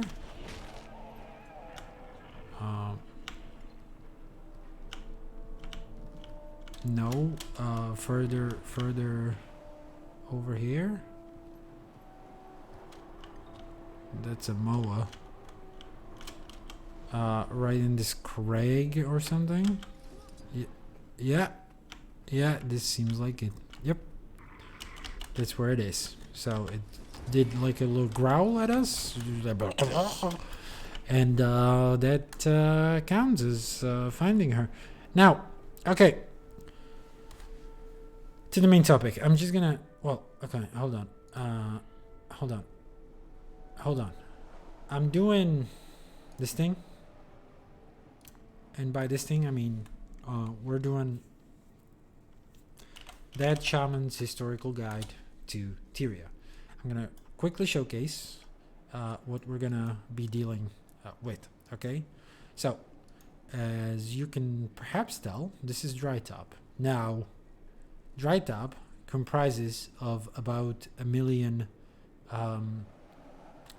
different zones in Guild Wars 1.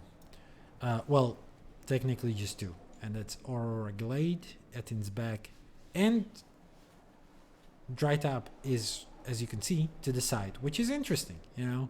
The namesake, I hope you can see that. Yeah, you can. The namesake zone in Guild Wars 1 is not even part of the Guild Wars 2 overlay. There's a bit of a Silverwood up here, which is a verdant location, to be sure. And we're gonna see all that. So I'm gonna switch the view again. Fuck this now. We're gonna do the side-by-side comparison. And yeah, we're gonna follow the footsteps of the Flame Seekers of the past, of the heroes of the Guild Wars. Not even Guild Wars. I mean, Guild Wars are very specific.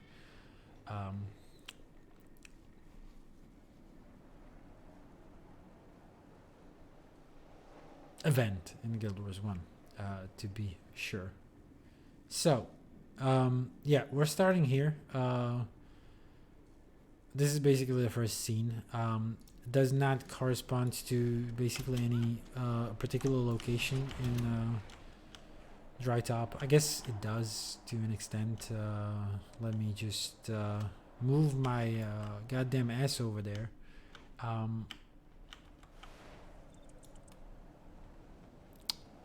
The part is over around here somewhere, basically. That's what we're looking at in Guild Wars 1 at the moment. There are sheer cliffs and just like, I guess a more accurate representation of it would be, I guess, up here to an extent. But hold on, let me just quickly recollect my...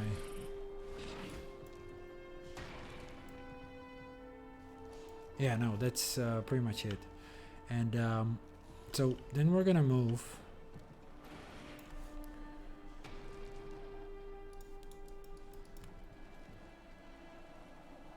We're gonna move to, and I'm gonna just switch it. We're gonna skip the journey.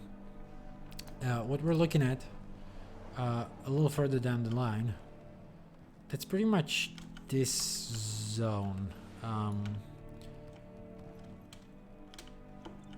Around here somewhere. So these dunes would be represented by, and as you can see that the nature of the sand changed quite a bit. Now there's a goddamn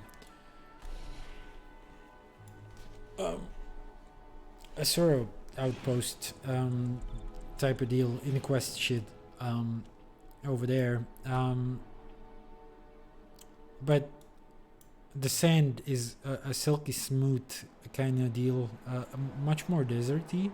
I don't know why they did it. I guess this was like an archetype of the desert environment that was kind of lacking in Guild Wars 2 up to this point, so they introduced it here.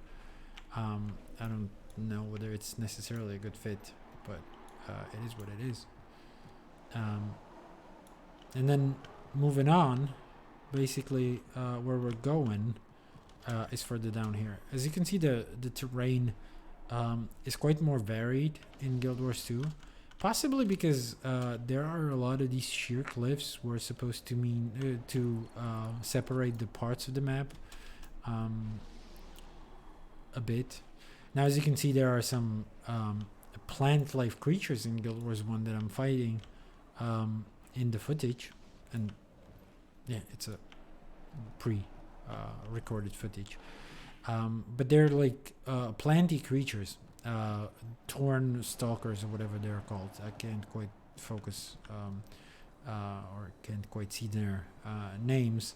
However, it is a bit curious that they appear in Guild Wars 1 when no Mordrum connection used to exist. So they're already part of like this desert environment. And yeah, a lot of devourers, before I even start the footage, it's just me killing a bunch of devourers and centaurs. So if we're gonna move it a little past that point, and that would be to like the 5-minute mark, which is right here basically. So right now, I'm sorry, I'm gonna move in Guild Wars 2. We're looking at kind of this angle, right? So this is pretty much what we're capturing there, and we're moving down this way. Now again, there's a sheer goddamn cliff where I'm very much, it's more this angle. The location I'm currently like running is pretty much this way down here, right? And yeah, so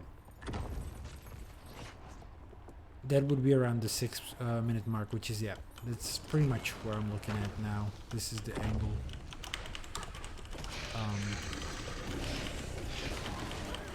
Again, the terrain much more varied here, much more vertical. Again, probably even to facilitate the skills that you get here. But yeah, that's pretty much the environment that we're looking at. And then if I move on and stop being bothered by everything that's trying to kill me here in Guild Wars 2, I'm gonna skip the walk. And this is an interesting part that's coming up because we're moving down here, and there's a boss devourer, as you can see. I think I'm gonna stay on the fucking goddamn sky scale as much as possible because this is fucking insane. Otherwise, they're not gonna leave me alone. And again, I don't have a very tanky build.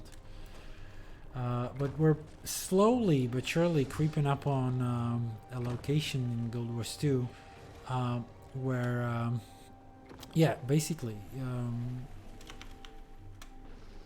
pretty much around here already. We're coming up on that.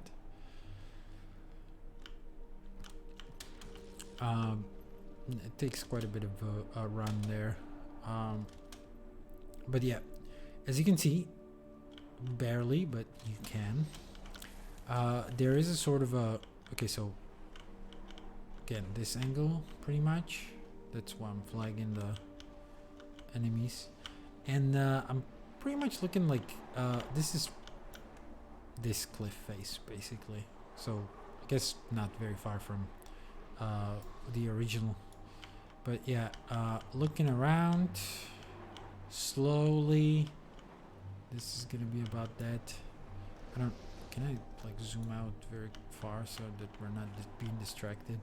And yeah, these cliff faces that exist here in Guild Wars 2 are quite artificial and introduced again just to like divide the map a little better. However, what's interesting about Guild Wars 1 thing is that we're slowly coming up to the points, what I have labeled as 0.6. And again, I'm going to skip a little bit. And that's approaching about, and this is going to be very far off from what we can do in Guild Wars 2. But we're slowly but surely approaching a sort of a crag. And it's quite verdant, as you may notice. So this is it. And it's not really equivalent because again, there's like a giant ass cliff face here. However, the interesting part about it, or the interesting thing, is the crag genuinely copies the underground tunnel of the Caverns of Light. So if I go down here, it's pretty much this place. However, where in Guild Wars 2 there's a ceiling, in Guild Wars 1 it's pretty much these spaces that I'm looking down into. It's this cave. So it's interesting that they made, like, they found this location when they recreated Dry Top. They took this place and gave it some lore significance where it was, and by the way, in Guild Wars 1, there's no way to get down there. That's why I'm like walking across the top of it. But yeah, it pretty much copies the shape of it. Just want to quickly, I don't know, showcase perhaps, I will show you later, I guess, what I highlighted. But yeah, pretty much there's no way to get down there because there's no way to jump or fall or anything like that in Guild Wars 2. So it's not like you can actually genuinely get into the crag in there. So that's kind of what we're looking at with that one. So then moving on, at like the 15-minute mark, and I'm just gonna skip it again, quite significantly. I'm gonna walk up back onto the surface. What we're gonna look at in a second.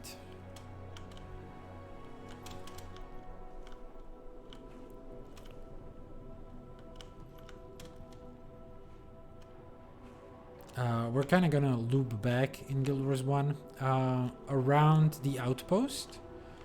And I guess I need to show you this right now, but yeah, we said around the 15-minute mark. This is where we're looking at, and this is where we stopped in Guild Wars 1. So that would be around this place. That would be around where the goddamn giant hole in the ground is, and this is roughly the angle we're looking at. So again, not a very similar terrain, definitely a lot fewer trees, right? And as you can see right there, we're looking at like a hill, and in Guild Wars 2, that hill, I guess you could imagine that that's the thing right there in the distance. It's a bit of a shame it's night right now. But yeah, we're gonna move on to quite a different spot here. We are gonna walk over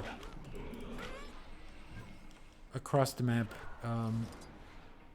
around the crag again, where we're looking down again, and I guess you can imagine that this is like an extension of it, and it's like, I guess the cave would be, well, the cavern is down there, but yeah, the thing is, and I'm gonna show you this right now. I'm gonna switch the sources here, and I'm gonna show you the overlay map that I had pre-prepared. As you can see, and these are kind of my markers. I'm sorry, I'm dying here. I need to switch back to a more intelligent thing. Can you get me out of combat, please? Finally. I wanted to show you something, and I'm gonna fly a bit further with this, because this was a super interesting find. Okay, this was genuinely something that put a smile on my face. So I'm gonna show you the overlaid maps, the sort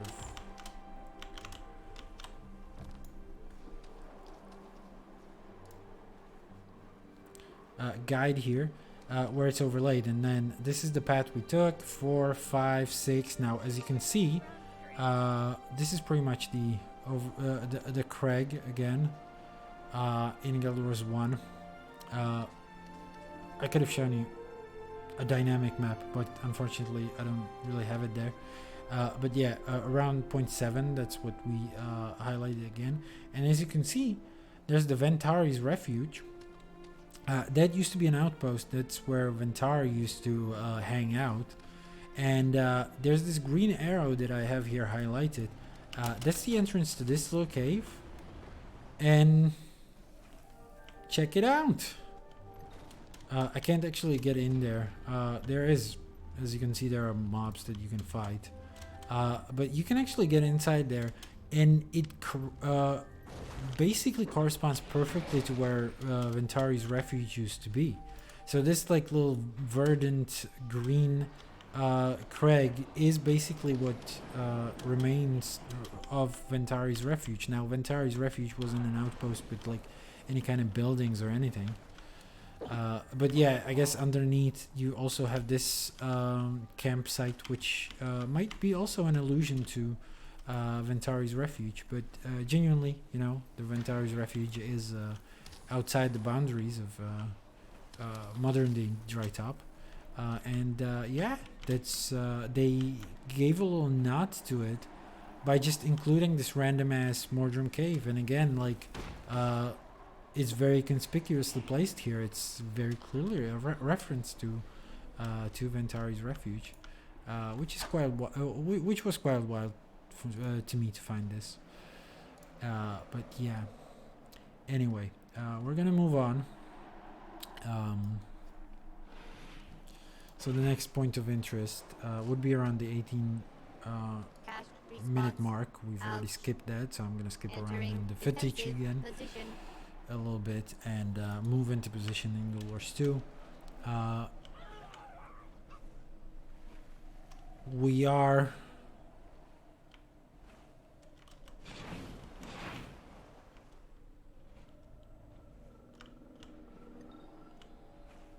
right now looking at pretty much the division point between the maps. So it's actually on the other side, and I'm gonna pause this here a little bit, even though this looks very different from what's in Guild Wars 2. I'm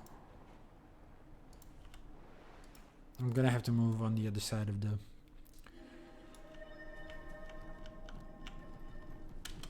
the wall because there's a hard line division which is easily crossable in Guild Wars 2, and we would be looking at around and this was interesting for me because that's around the point of the hero challenge, right? So this is pretty much where we were at, and for what it's worth, I do believe we have fought a boss there in Guild Wars 1, or no, there is a warrior boss, as you can see, that I'm currently fighting in Guild Wars 1. And in Guild Wars 2, that roughly translates to the to the challenge point we've done earlier. The one where we fought the centaur. So, again, a bit of a nod, I guess. Both fighting enemies. However, as you can see, again, quite a complicated terrain in Guild Wars 2. I don't even know how to properly get to the hero challenge, and in Guild Wars 2 pretty flat plains, unassuming and not really interesting by any stretch of the imagination, but continuing on, there are some like termite looking structures, and I'm gonna skip ahead quite a bit again, and we're gonna look at a location where I need to get into within a minute in Guild Wars 2. I guess that's gonna be a different part of the map again, and I guess we're gonna have to use a waypoint in order to properly showcase it. Or is this without invisible walls? No, there are no invisible walls. Cool. If we loop down here, and I guess yeah, that would be it. We go down here. We are already moving towards like a different map, and that's gonna be the Aurora Glade. I do believe I've teleported already through like the point there. Oh yeah, this path is... no, I'm not quite sure how we got there. It's anyway, what we're looking at in Guild Wars 1 is pretty much this view. Again, much more verdant, or... well, it is verdant, but that's pretty much this part of the map that we're looking out into.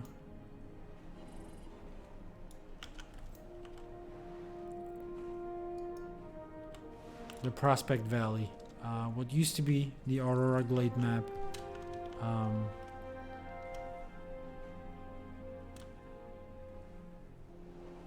And yeah, oh yeah, I remember. The thing is, Aurora Glade is like... now hold on. I think I have it... a little like...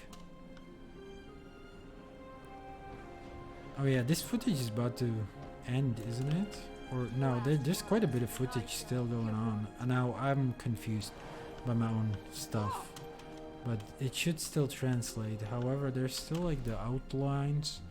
I don't quite understand those, because this wouldn't be a part of the same map. Like this wouldn't be part of Ettin's bag, would it? How did I miss a teleport there? I guess I did.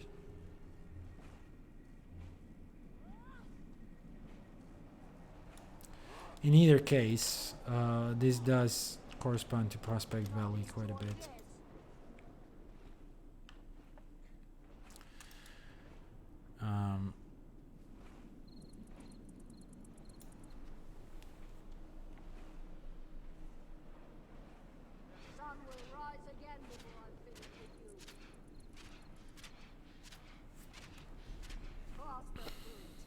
And yeah, I guess I'm pretty much at the edge of the map right now. Or something. Not quite sure. But there's apparently something gonna be at 26, which I don't have quite properly marked. I do have it marked on the map. So this is me going towards there, and we're gonna be looking at the edge of the map, which is pretty much this place. We have moved from over there kind of to this stuff, and yeah, it's roughly, yeah, now we're roughly where this sand river is. So as you can see, a totally different environment, totally different spot, and if we're gonna let the footage roll a bit further, and I'm gonna see whether I can skip around in it a little bit. This is where I'm flagging the heroes, if I'm not mistaken. There is this sort of shrine thing, and also pretty much where the thing ends. Oh yeah, I guess you can move quite a bit beyond the border of the map itself. But yeah, pretty much where we're looking at is in Guild Wars 2.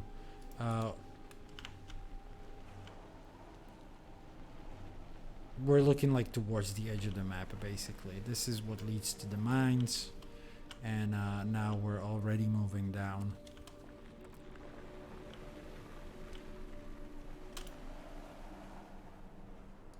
Into like these village, yeah, there's a village, which you'd think it's kind of alluded to in Guild Wars 2 by the Prosperity, town of Prosperity or whatever, but we're basically looking south onto this wreckage. Sorry, I skipped too much. Yeah, this thing. We're basically looking south here towards the wreckage of the Zephyrite. So yeah, quite. But I guess the cliff face is there, right? That's the cliff face there.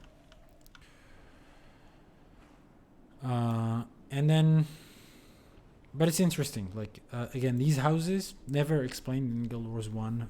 Never sort of properly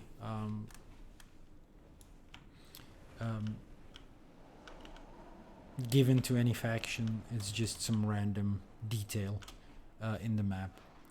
And then the last stuff of this footage, really, man,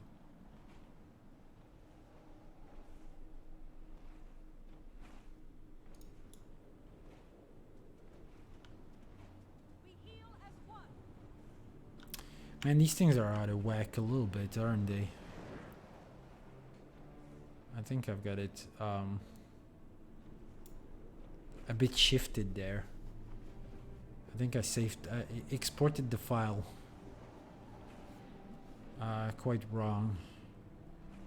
So never mind that. This is still a part of the same map. This is not in Aurora Glade, but the pathways do align. What I've shown you is pretty much the angles are correct. It's just I got a little mistaken with the way it overlaps, which is fine. You know what I'm saying? But yeah,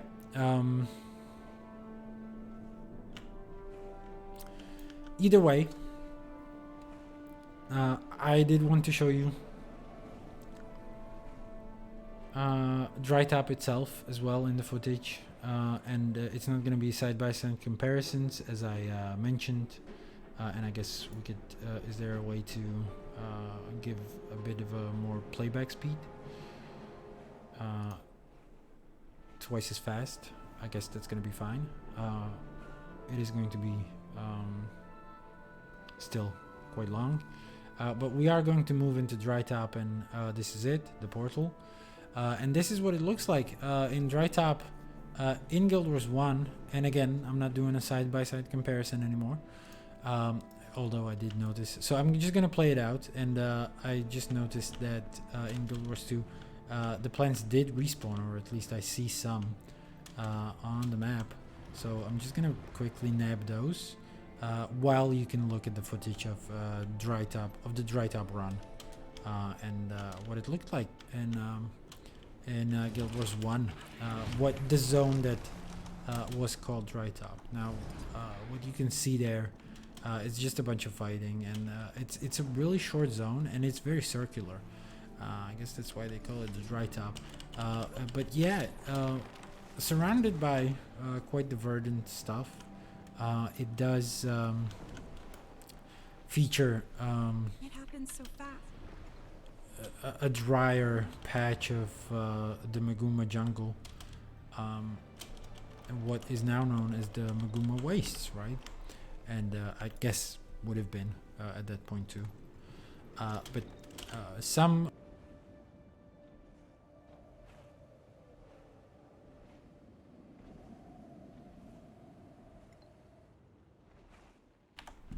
but yeah, some of those structures that we've seen before as well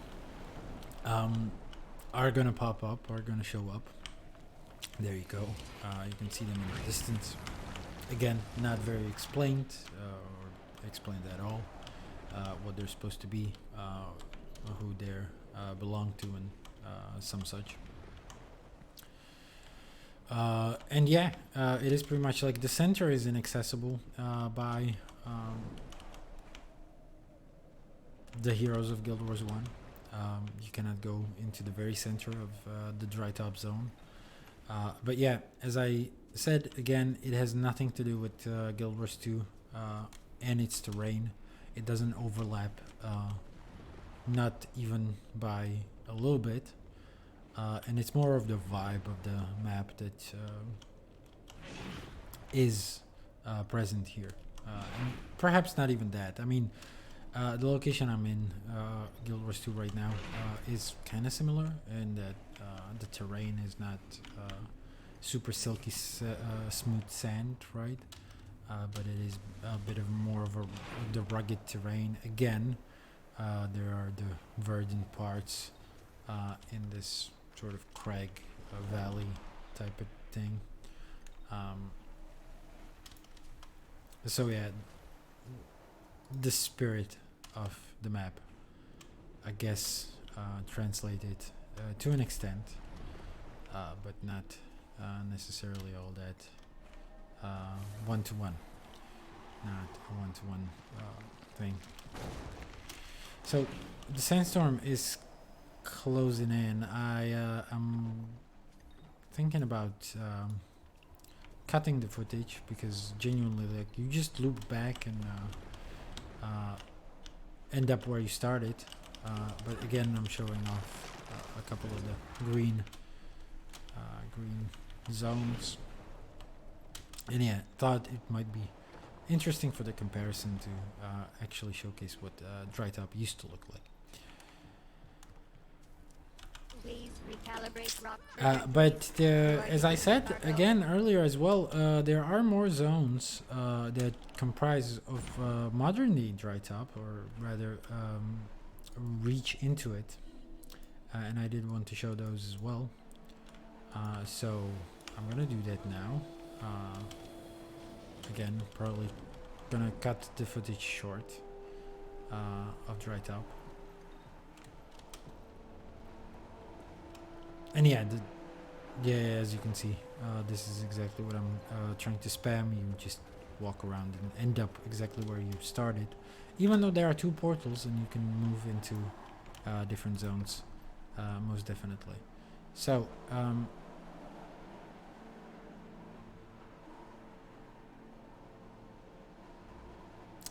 where the fuck did I find the playback speed?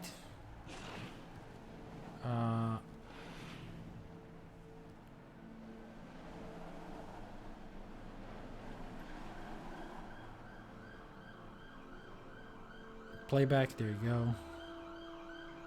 Playback rate, we just want 1. And yeah, this is where I actually go back to Ventari's refuge. So there you go. This is Ventari, by the way. This is the goddamn centaur that every Sylvari knows by heart. And yeah, this is what the roughly what the refuge looks like. Again, as I said, not any buildings or anything. It's just a bit of a campsite over there.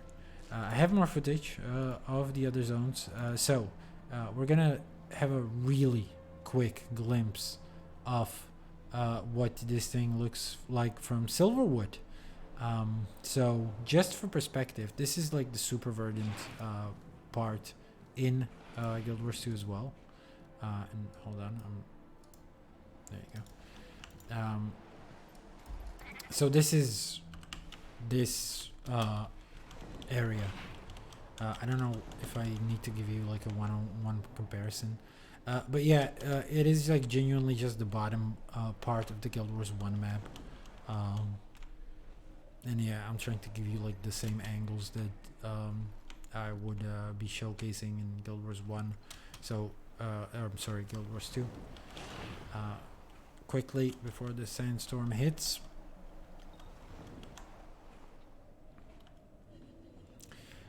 But yeah, pretty much what I'm looking at for most of the part is like this angle, right? Or it's more, sorry, more here. And yeah, even like this comparison is a bit more difficult by the fact that,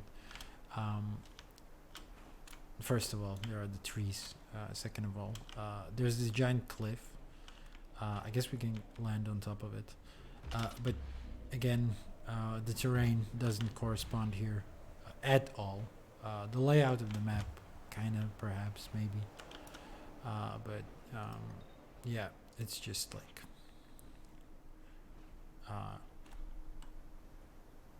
this is what we're looking at for real. While we're looking at a cliff face, and I guess this kind of worked out that there's a sort of a cliff thing.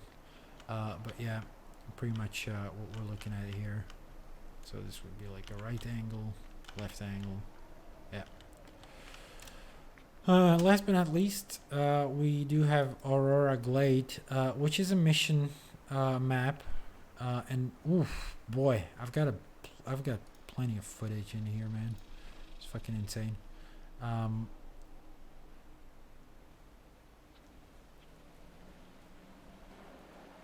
I don't know. I must have saved it for some other comparison videos, but again, just more like, I don't know why I have it mislabeled like this, because this is already part of it. So this would all overlap with, I don't know. It's been a while since I've made the footage. So, but yeah, we do take quite a while to reach there. However, I do believe it starts way later, and yeah, basically it doesn't overlap at all. It's pretty much just the start of this mission that overlaps with Dry Top, and yeah, the one thing that's interesting is that there is the mechanic of speaking to the druid and creating the bridge, or rather, I don't know, opening some doors as well. But yeah, it's pretty much, I mean, the left side of the map, mission map pack, is seated in Prospect Valley. So I guess that's the overlap there. Yeah, quite rubbish what the footage here is, but yeah, it's all Prospect Valley. You've seen that. We've been there quite a few times.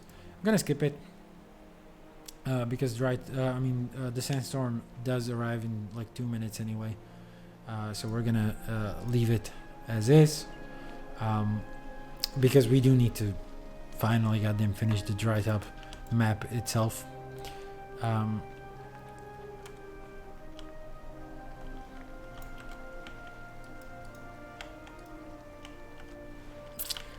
and for that, we will finally discover the last part of this map, which is the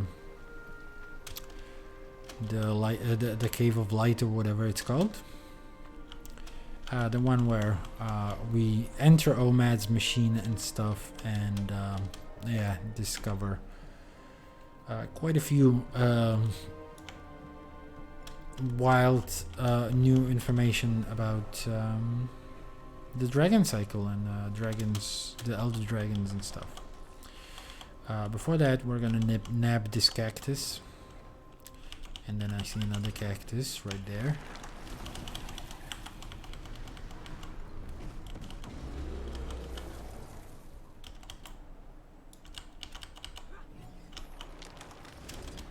And last but not least, one more cactus over there.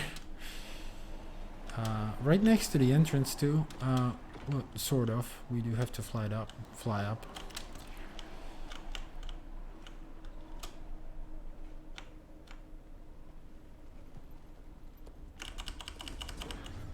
But yeah, cute. The cool finish of the stream is alive again.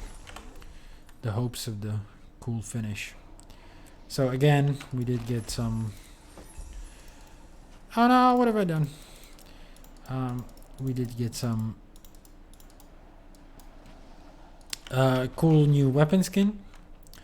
But for the most part, we're not gonna care about that or showcase it on here on stream. I must have done that with other parts. I did have the season 1 recap all in a playlist. So, or hold on, this is the season 2 recap, isn't it? I keep getting confused. Whatever the case may be, we do need to first of all interact with Omad's machine here. I guess the control consoles are useless, aren't they? What have I done? God damn it! I spawned the steam rider or something. And yeah, we do need to enter it apparently. And hold on, huh? After searching, what?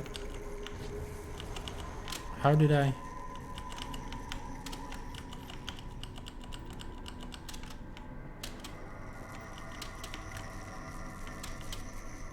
How did I trigger the dialogue, and why can I not trigger it again?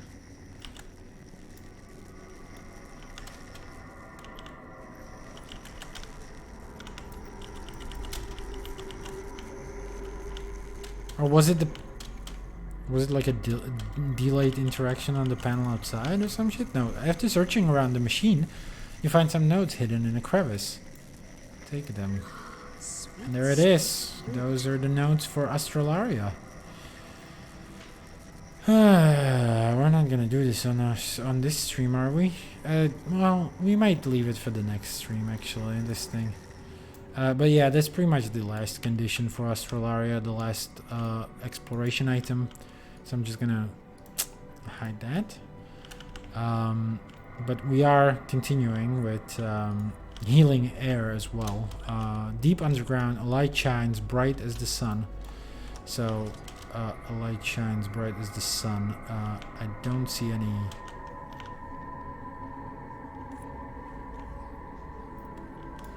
But I would assume it's these caves, right? They are Cavern or the Shining Light.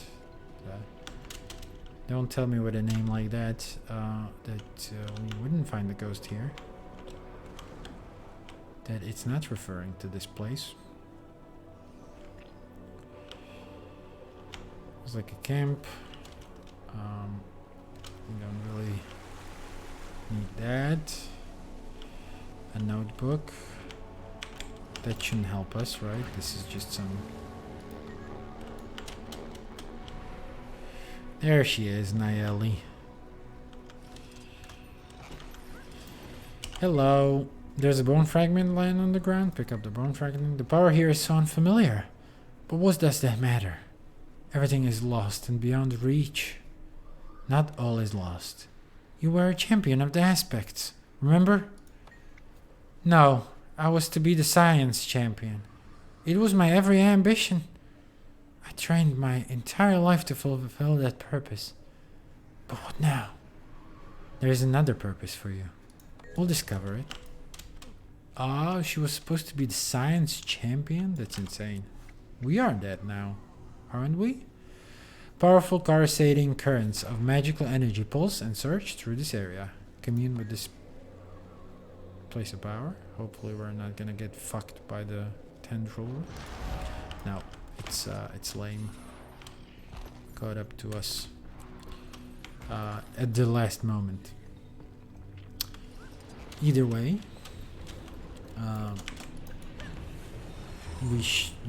we are approaching the last vista of the map, I feel good. which is gonna finish our exploration. Cute. So enjoy that while I look at what we've got left here. Not the harvesting. We've finished that. It's cool. More than cool, actually. Drytop Explorer. Salutation! Drytops are terrain. We never read this, do we? On stream, so we're not gonna read it now. We are gonna take whatever they are throwing at us. Unfortunately, it does not include a Blackline key.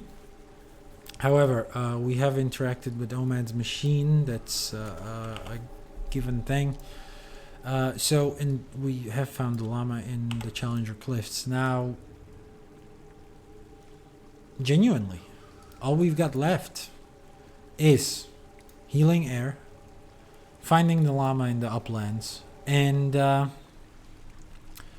where water's meant high above the oasis. So we've just been there. We've just been there, so we know where the place is. It's good. Good. Finally something we can find on our own.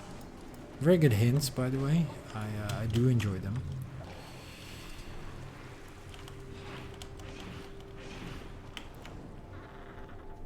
They're not so obscure and arcane as they could be.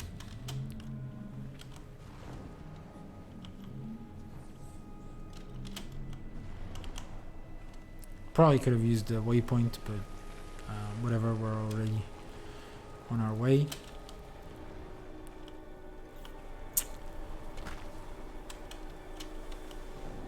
There's another rare champion. Luckily we don't need that. We were so fucking lucky, by the way, with the goddamn Dune Soarer. The time I decide to finally check it on the wiki, I find that it spawns in an hour. Even if I found that I need... If it spawned an hour earlier, we would be so fucked, actually. But it doesn't matter. Like, I can do as much preparation as I want in ahead of these streams, and these things just slip through the cracks. Like, I genuinely spent like 2 hours preparing this, maybe even more. And yeah, it's never gonna be perfect. There isn't time to waste. You must direct me to the Scion's egg. The Scion? Aurene?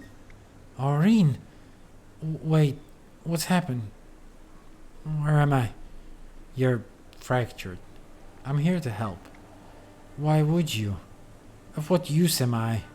I can protect the Scion. Couldn't protect myself. That doesn't matter now. Just trust me. And finally, during Drytop, far to the southwest, high in the sky, there is a place to see both Zephyrite past and future. Far to the southwest. Southwest, huh? There's a way to... What? There's a place to... High in the sky? We're supposed to go high in the sky? We are going to use the waypoint now. We are definitely going to use the waypoint. But we're supposed to move high in the sky? Isn't this like called something like Sky Peak or something? Isn't there something like that? No? It's just crash sites and shit. We are supposed to go high in the sky though. And both Zephyrite future and past, or past and the future. Interesting.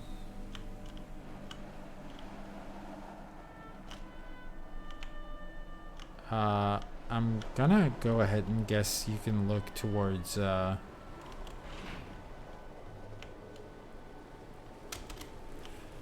guild hall, or I mean generally like the, what is it called, Auric Basin, the map with Tarir. Can you see Tarir from here? It's doesn't seem plausible, does it? But again, the goddamn sandstorm. But quite easy to find actually. Look out there, the remains of my people to the east, the repair effort to the west.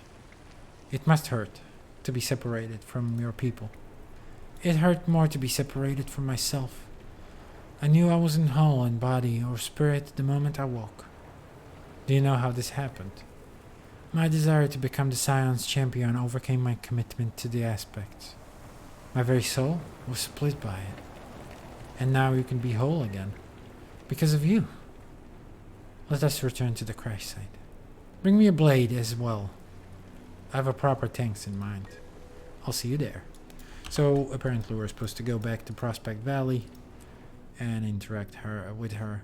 Where we found her, which I don't quite remember where that was, but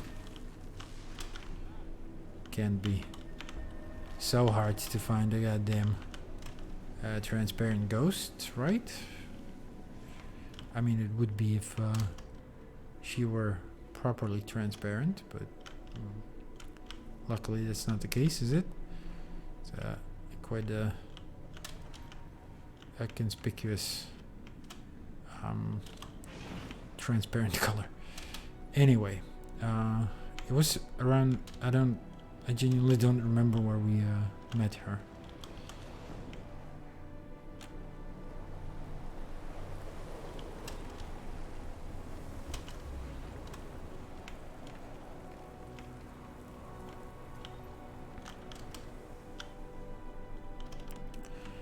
That's interesting. That's interesting lore, isn't it? That they decided to include within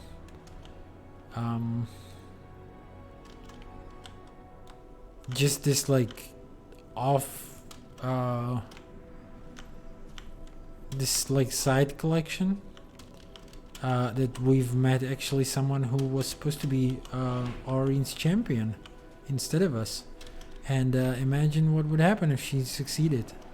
Like, you know, to an extent it makes her a very important character in the lore, and yet there will be so few people who like interact with her and learn her story, and a lot of them might even like fucking, even if they go for the sword and go for the skin, they will like spam through the dialogue, which you know, it's quite ballsy of ArenaNet to do this. I mean,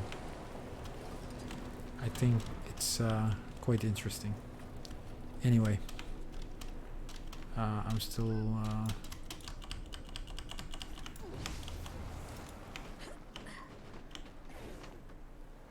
there she is. I see her.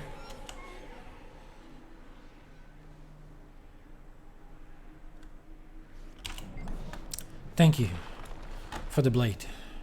My love of the aspects of Glint, of her legacy, all of it will go into this weapon. Thank you. I wanted to be the science champion, but helping you was my purpose all along. May you find peace. We finished the Healing Air achievement, which gives us a good 7 AP in total, but more importantly, we get this. It's a full-on weapon and unlocks another skin. Hot damn, we unlocked quite a few skins here. But yeah, if we preview it, I know we've already looked at it, but it is a single weapon. I think it's quite nice. I think all of them, all of the ones that won the competitions are quite nice. Decent, flashy, just the right amount, not flashy as flashy as a lot of the skins, but definitely like striking and cool. They're cool. Either way, yeah, glad that collection's over. And yeah, all we need to do is find the llama now. Genuinely, we've been here for a while already. I am going to look on the wiki where to find the llama.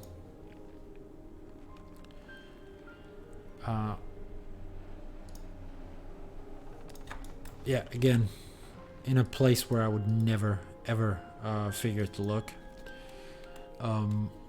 We could have been here for quite a while, so I'm glad I can skip it. Let's just head straight where the map shows loosely. We are going to be ultimately the ones to spot the llama. However,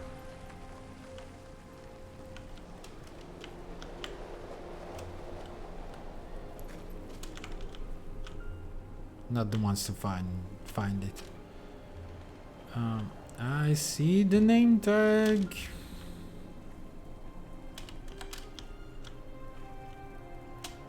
Oh, there. And that's that completed, which separates us from the ultimate goal. The ultimate goal.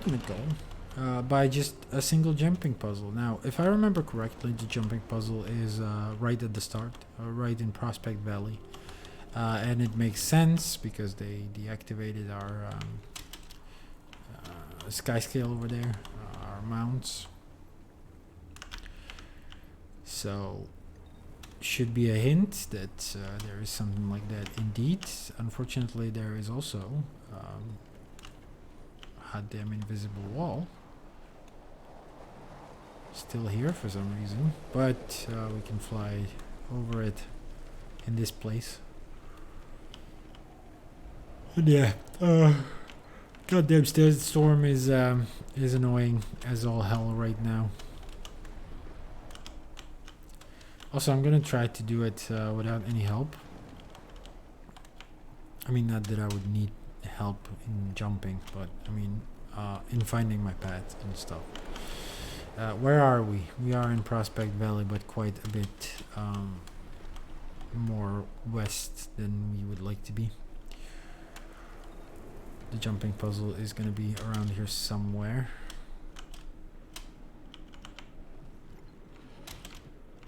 I think it starts at the very top of this. Or there it is. See, that's the area that they are no longer allowing mounts. Oh, we're gonna have to engage with these things. Ooh, right, correct. Why not? Why not? This is fit for a legendary journey, right? A task fit for it. Fuck.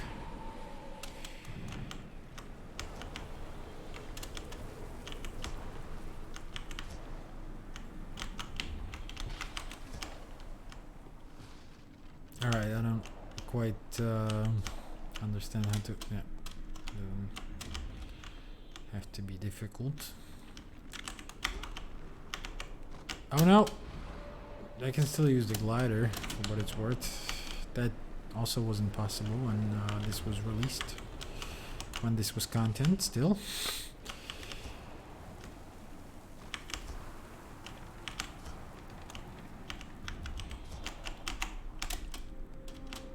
Alright, let's be a little bit more careful, a bit more thinking about this stuff. Fuck!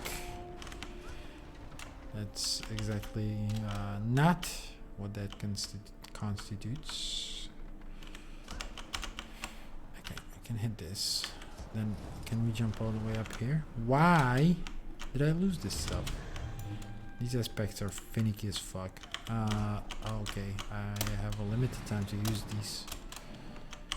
Which is just all kinds of wrong. Just 12 seconds. That's insane, isn't it? Give it back to me.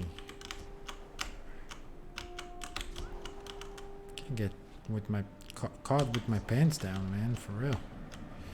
No, it's fine so far. Okay, let's not do super high jumps all the goddamn time. But definitely here. Cool. And there's a grand chest. And that was way easier than I anticipated it would be. Oh my god. I kinda ruined it. Never mind. This is it.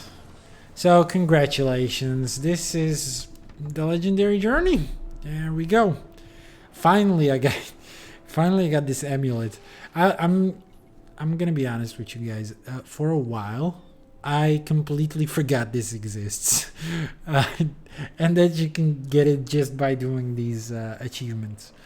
Because I knew I would loop back to Dry Top eventually. I did include it in the I did want to include it in the Legendary Journey streams.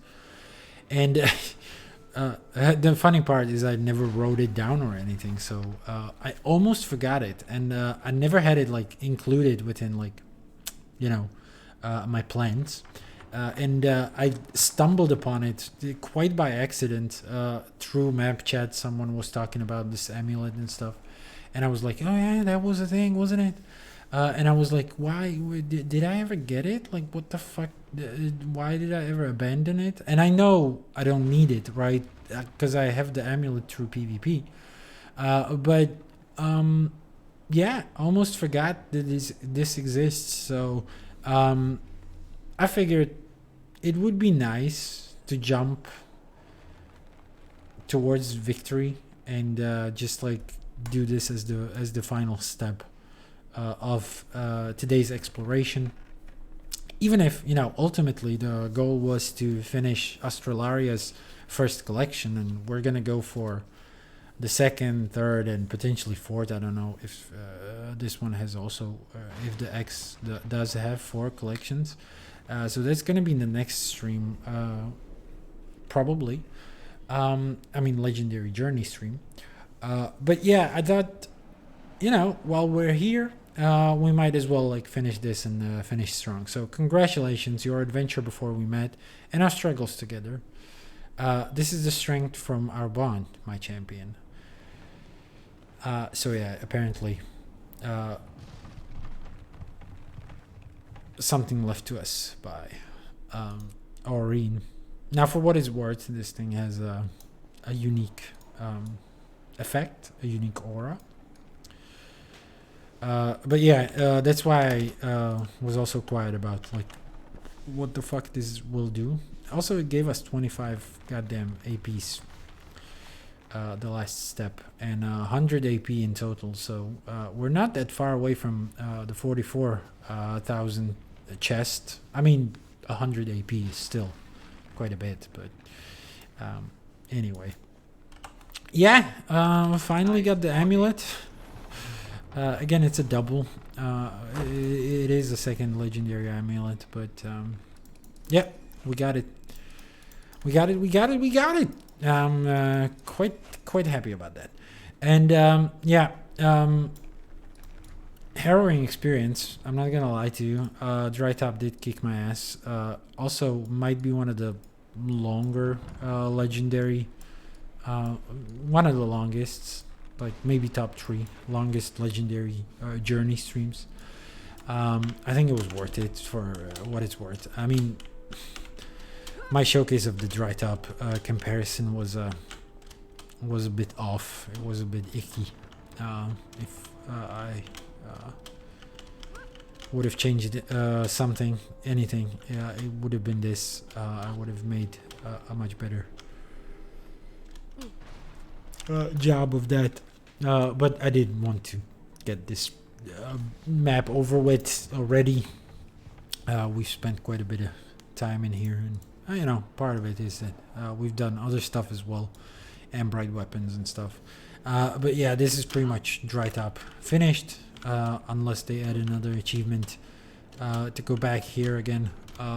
There's not gonna be any reason for me to come back in years and years to come again. So might as well enjoy it, right? And yeah, that's it. As you can see, we've been in total playing for 6 hours, and a solid 4.5 of it was spent on stream with you guys. And with you guys, I mean hypothetical future viewers on YouTube. Speaking of that, you can find a link right here in the chat if you so happen to lurk during the live stream, where you can find the rest of the legendary journey, part of it in Czech language, but part of it in English. And that'll be it from me for today. As I say, next time we're gonna try to go for Astralaria, at least do progress in the collections. Those collections tend to get quite lengthy, and if they're gonna require some fractal stuff, I'm probably not gonna do that on stream. In fact, I'm definitely not gonna do that on stream. Also, the second collection tends to be just like crafting shit, so I'm probably gonna do that off stream as well. Okay, so we're not gonna capture the whole thing. However, anything that's like lore or anything that has us just running around maps, interacting with stuff, killing things that are not on a timer necessarily, but sometimes even on a timer, things that will not require me to assemble a party and be at the mercy of other players, I would like to do on stream. I haven't looked into those collections at all, but yeah, I think this is part of like me ramping up the legendary weapon production, that we're able to quite consistently, you know, craft these legendary weapons in between the exploration streams. So yeah, genuinely not interested in going into a different map until we have Astralaria done, because we're not, apart from the collections, it doesn't really feel like we're choked by any material. I mean, you know, that there would be a stopgap. So yeah, Astralaria should be our next legendary weapon quite comfortably. Anyway, quite a lot has been done. I'm gonna have to do a lot of work off stream now. So it's only good that the next stream is gonna be Doom. I would like to again do this sort of alternating pattern of streams where I do Doom one stream and then Guild Wars 2 the other, and then Doom again, and then Guild Wars 2 another. So the next stream you're gonna see from me is gonna be Doom. I don't know if I'm gonna be able to squeeze one in before Christmas, genuinely, and then of course till the end of the year it's gonna be increasingly more difficult. So I'm probably gonna see you in the new year. Either way, thank you if you've somehow seen a glimpse of this stream, or if you're gonna watch this through a VOD. I really appreciate the attention that you would like give it outside of like the live stream, because I don't think like it's a super good content, but I don't think it's useless either. It showcases this game in a new light and opens up new avenues and ways to play, I guess. Anyway, enough rambling. We've spent a lot of time together, so yeah, thanks for watching, and I'll see you when I see you. Bye. The next step in Legendary Journey. Hold on. Before I say final goodbye, and I guess I can do this without sound and without music already, but I'm gonna showcase the aura of the new amulet. I guess let's do it on Miss Kaze. Yeah, I'm just gonna pop it on and show you that. Also, probably not in the water, right? The answer is out there.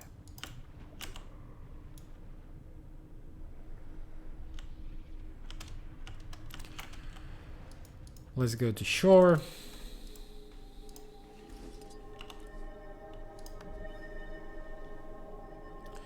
So we are sporting Transcendence with these look like Berserk stats. I'm sorry, customize Berserk. There you go.